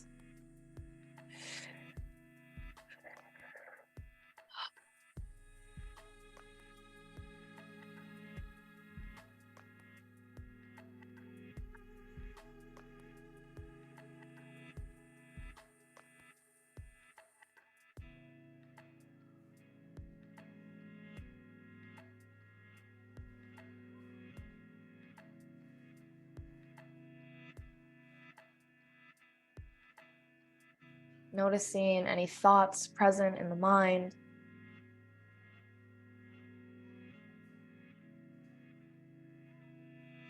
Observing what you're thinking.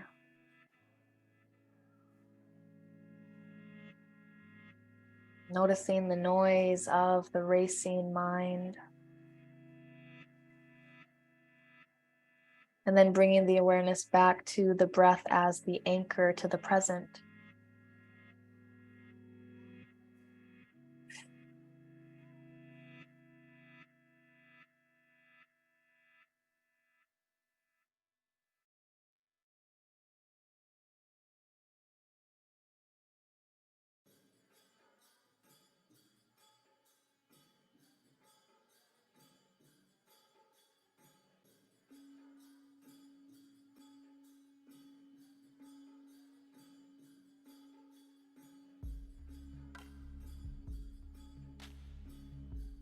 Invitation to quicken the breath, just to see how that feels in your system. What does it feel like to increase the activation and the sensation? To lean into the discomfort.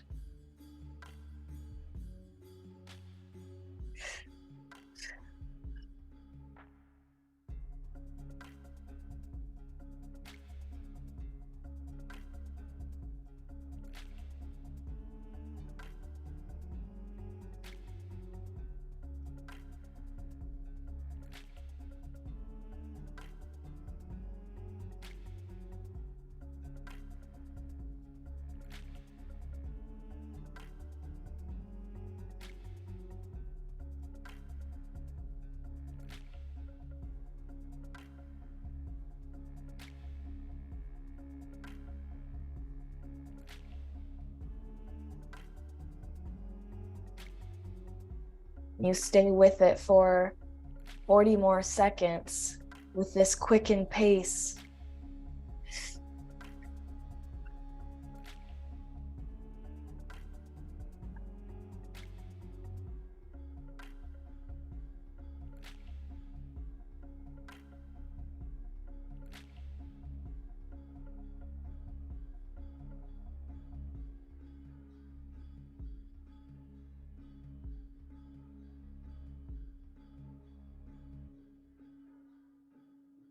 Good.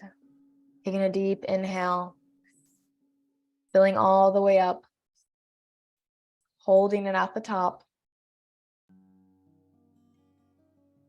Relaxing the rest of the body as you continue holding the breath. And then exhaling completely.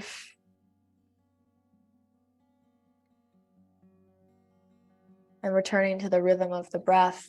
Noticing how you feel. How do I feel? Noticing what comes up when you ask yourself that question. Opportunity for radical honesty. How do I feel?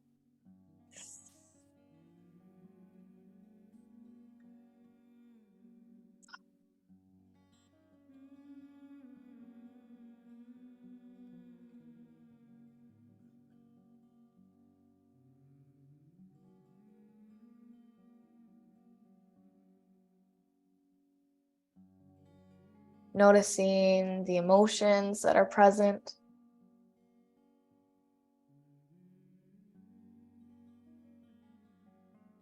The sensations that are present in the body. And where you feel the activation in the body, the emotions you feel, go deeper into it. Let it wash over you. What's ready to be felt?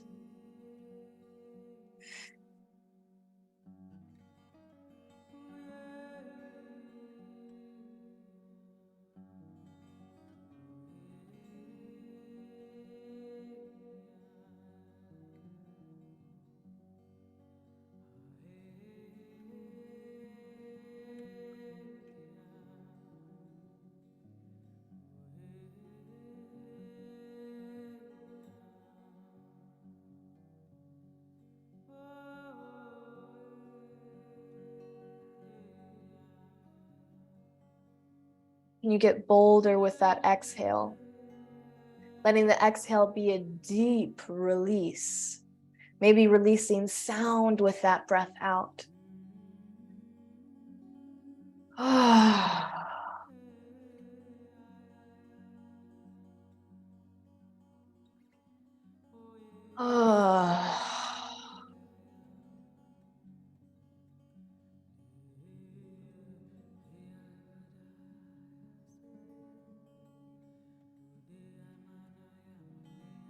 What's ready to be felt and expressed? This is an invitation to be more raw and real.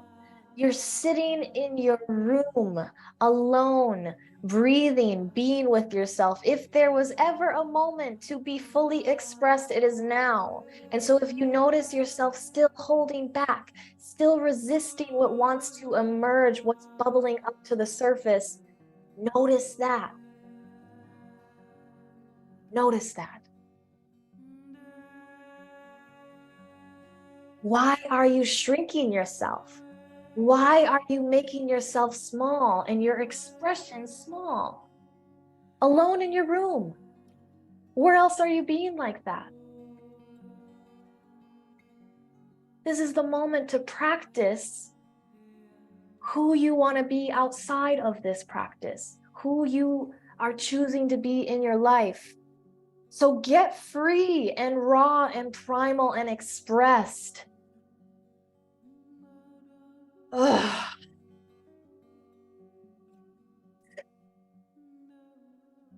Ugh. What have you been carrying for far too long that's ready to be released so that you can be fully expressed, so that you can feel free? Let that out.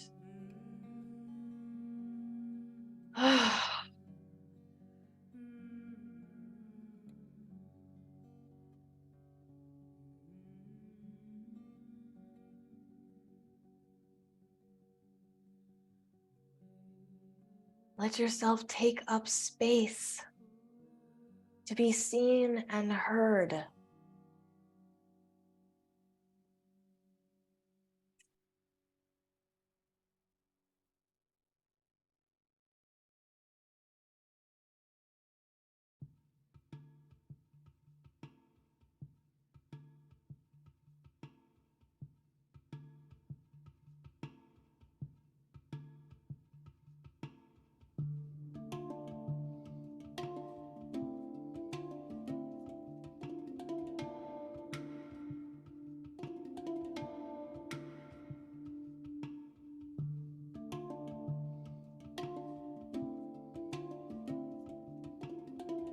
If you allow yourself to go there, to really go deep, to really release,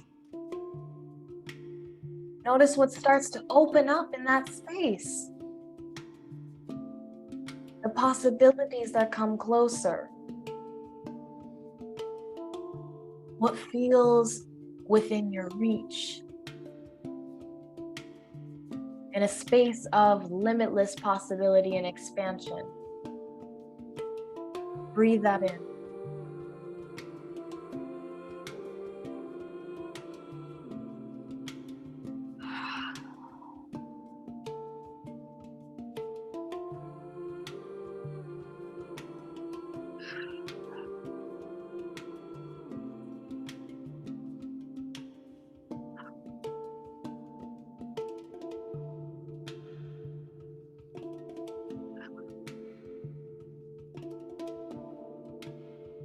Where can you take up more space and expand more into the breath in the body?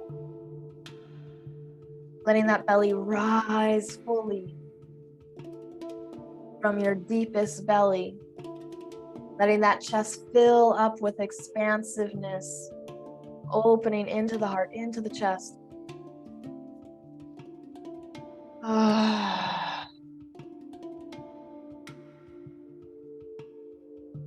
You're clearing space for everything you're stepping into. In this moment, in this next year, in the next evolution of who you truly are.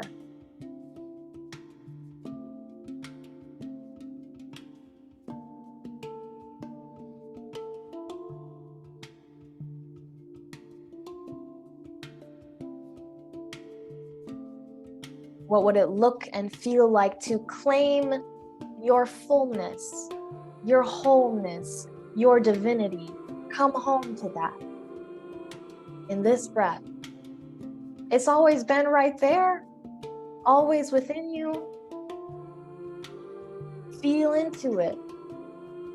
Your magnetism, your expansion.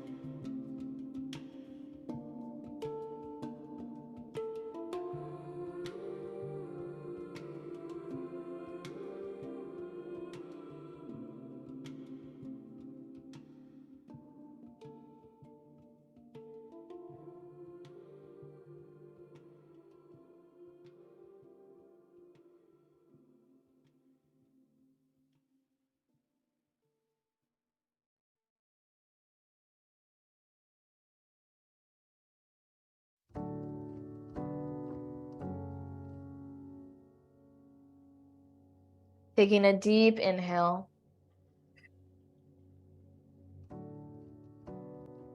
Holding it at the top, breathing in one more sip of air. Holding it there. Feeling the spaciousness between breaths. The peace and stillness that arrives in that space.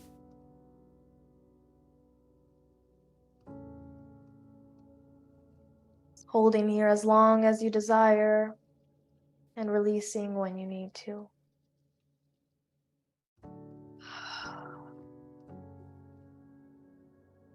And returning to your natural rhythm of breath.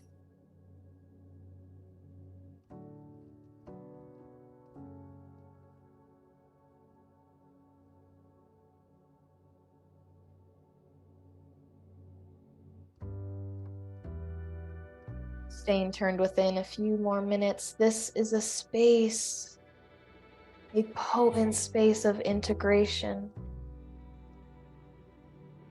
Staying open to any final divine insights.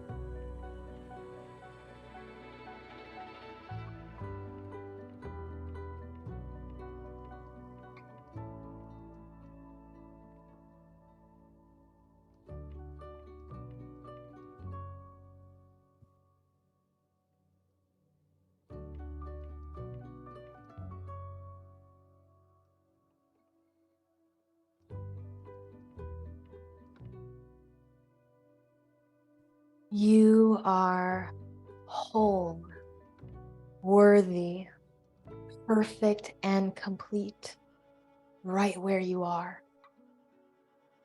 You are a powerful creator, a divine sovereign being. No one can take that from you. You are divine. Remember. Remember. Take a deep inhale and exhale.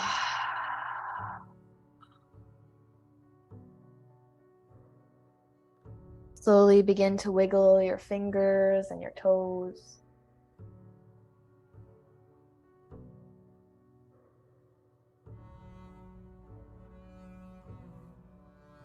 Taking any other movements that may feel good.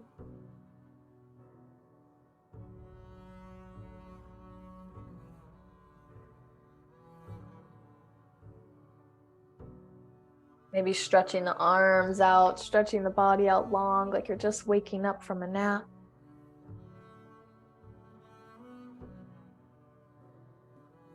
Bringing the knees into your chest, giving yourself a squeeze.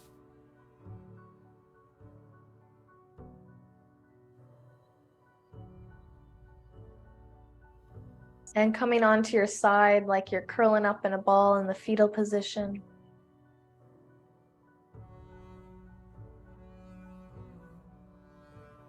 Feeling held and supported by the earth for one more moment. Giving thanks to your spiritual team for lovingly supporting and guiding you on this journey.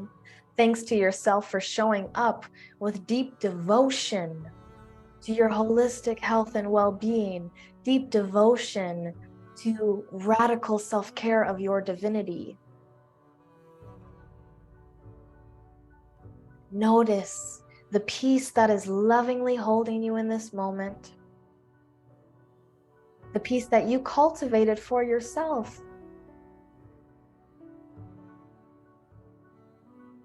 No matter the conditions of the outside world, this place is always available to you. The sanctuary that you seek is within. This is your home. This is your center. And you can return here as often as you need. It is only a few breaths away.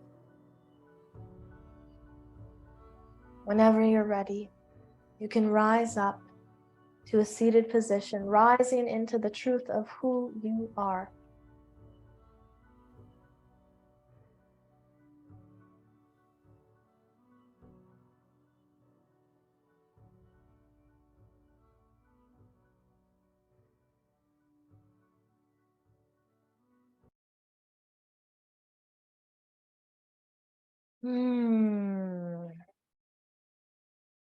Welcome back from your journey within. I would love to hear from a few people what came up for you, what that experience was like, how you're feeling. Should have time for maybe 2 shares.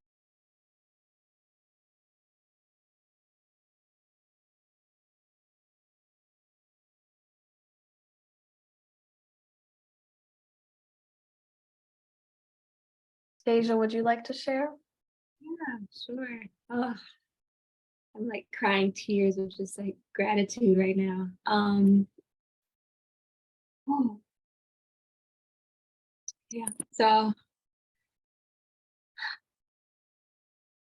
I was one of the people I commented that I wanted to work on embodying, just feeling safe in my body and feeling expansive again, because it's been a year where I felt kind of anything but that. And so before we started, I was like, oh Lord, I'm so nervous of what's gonna come up. I'm scared, but I was like, this is kind of like within this healing work. facing the feeling, feeling the feeling, that's the last step. That's the last option right here for you, because nothing outside of me is going to get it. So what came up during was just like the tingling feeling, but not in my hands. It was like in from like my womb to like my butt up to all my head. All of that was sort of tingling, but not in the overwhelming way. And so I just kept repeating to myself, like fear wanted to come up because that's what happens typically lately.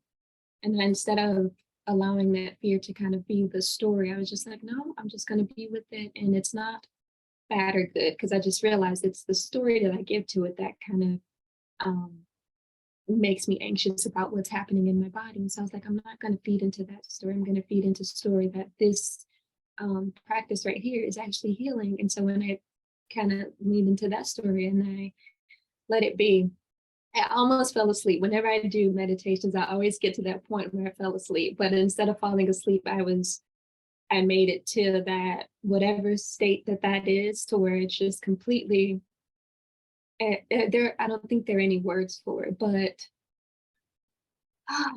to finally come back, I just felt so safe in my body. And that was the big thing that I got from this, is that it's very much so possible for me to feel safe in my body, and it's possible for me to, like you said, create that for myself. So thank you for guiding that. Thank you so much. I'm so glad that you got to feel that. And this practice really does that for me too. Like you said, it's kind of intangible. It's difficult to describe, but it's like I'm being held in this most loving, warm embrace from like spirit, like something so much bigger and more expansive than myself. And it's always there. It's just I'm not always present to it. And so this space of like 40 minutes of being deeply present and cultivating that, like, oh, it is just like the safest, warmest hug of like, it's good, you're good. I feel like I'm on a cloud right now. So yes, thank you. So, yeah. Thank you, Deja. Thank you for sharing. Would anyone else like to share?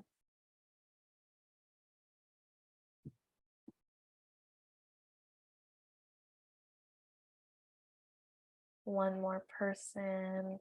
And maybe if you're feeling still a bit more internal, you can also share in the chat. I'd love to hear even just one word from everyone in the chat of how you feel.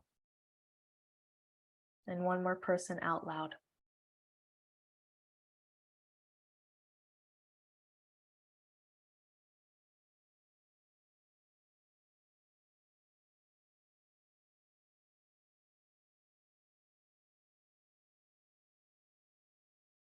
I know sometimes it's a difficult experience to put into words. And this is a beautiful place to journal. Once we wrap up, it will be really great to journal on some of the things that came up. Relaxed yet invigorated. Yes, I love that. Calm and open. Renewed. I'm loving these power words right now. What else? How else y'all feeling?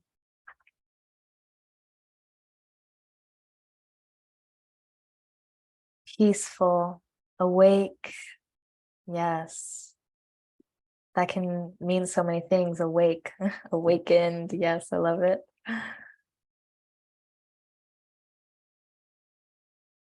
Warmth and cool, proud and needing to do more and being okay with that. Yeah, the juxtaposition of feelings.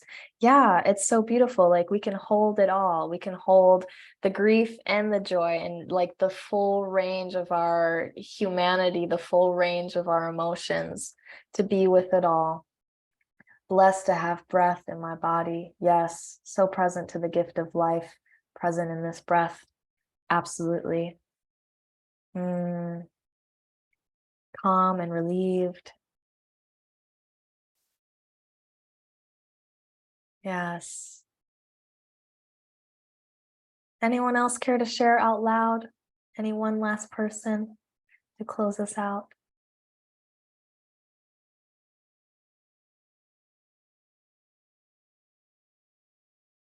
Okay.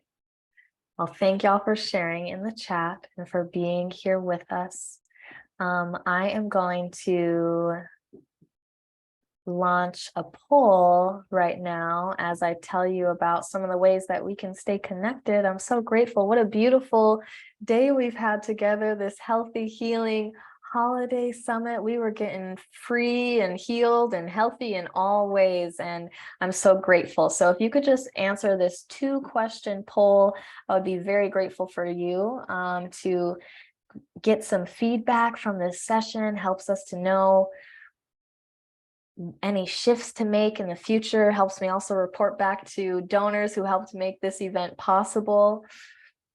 Funding from the People's Fund that helped make this possible, from Stray Dog Institute that helped make this possible to support Black women healing and getting free and healing holistically. Yes, this Zoom will be available to rewatch. So I have recorded this session. I will upload it to YouTube. I might upload it in segments. But yes, I will get that uploaded so that everyone can access this, share it with friends and loved ones, watch it back when you need some more inspiration to come home to yourself and your health and wholeness. This will be here for you. So absolutely. Oh, I am wishing you all a really as easeful of a rest of the year as you can, because I know that this time of year can be stressful for some. It can be a lot of pushing towards those last annual goals, getting ready for the next year. So I just invite you to move with as much ease and connection to your inner peace as possible as you move through the rest of this year and into the next year. Integration from breath work. It's really important that you drink lots of water and spend some time journaling, especially if things came up for you. If you feel like you need to process some more and you want some more individual support, send me an email. Okay, I'll drop my email in the chat so you have that and we can connect. If you really loved breath work and the guidance that I offered throughout this experience and desire to connect more with me one-on-one, I do offer one-on-one embodied coaching and healing, and I will drop the link for that as well in the chat.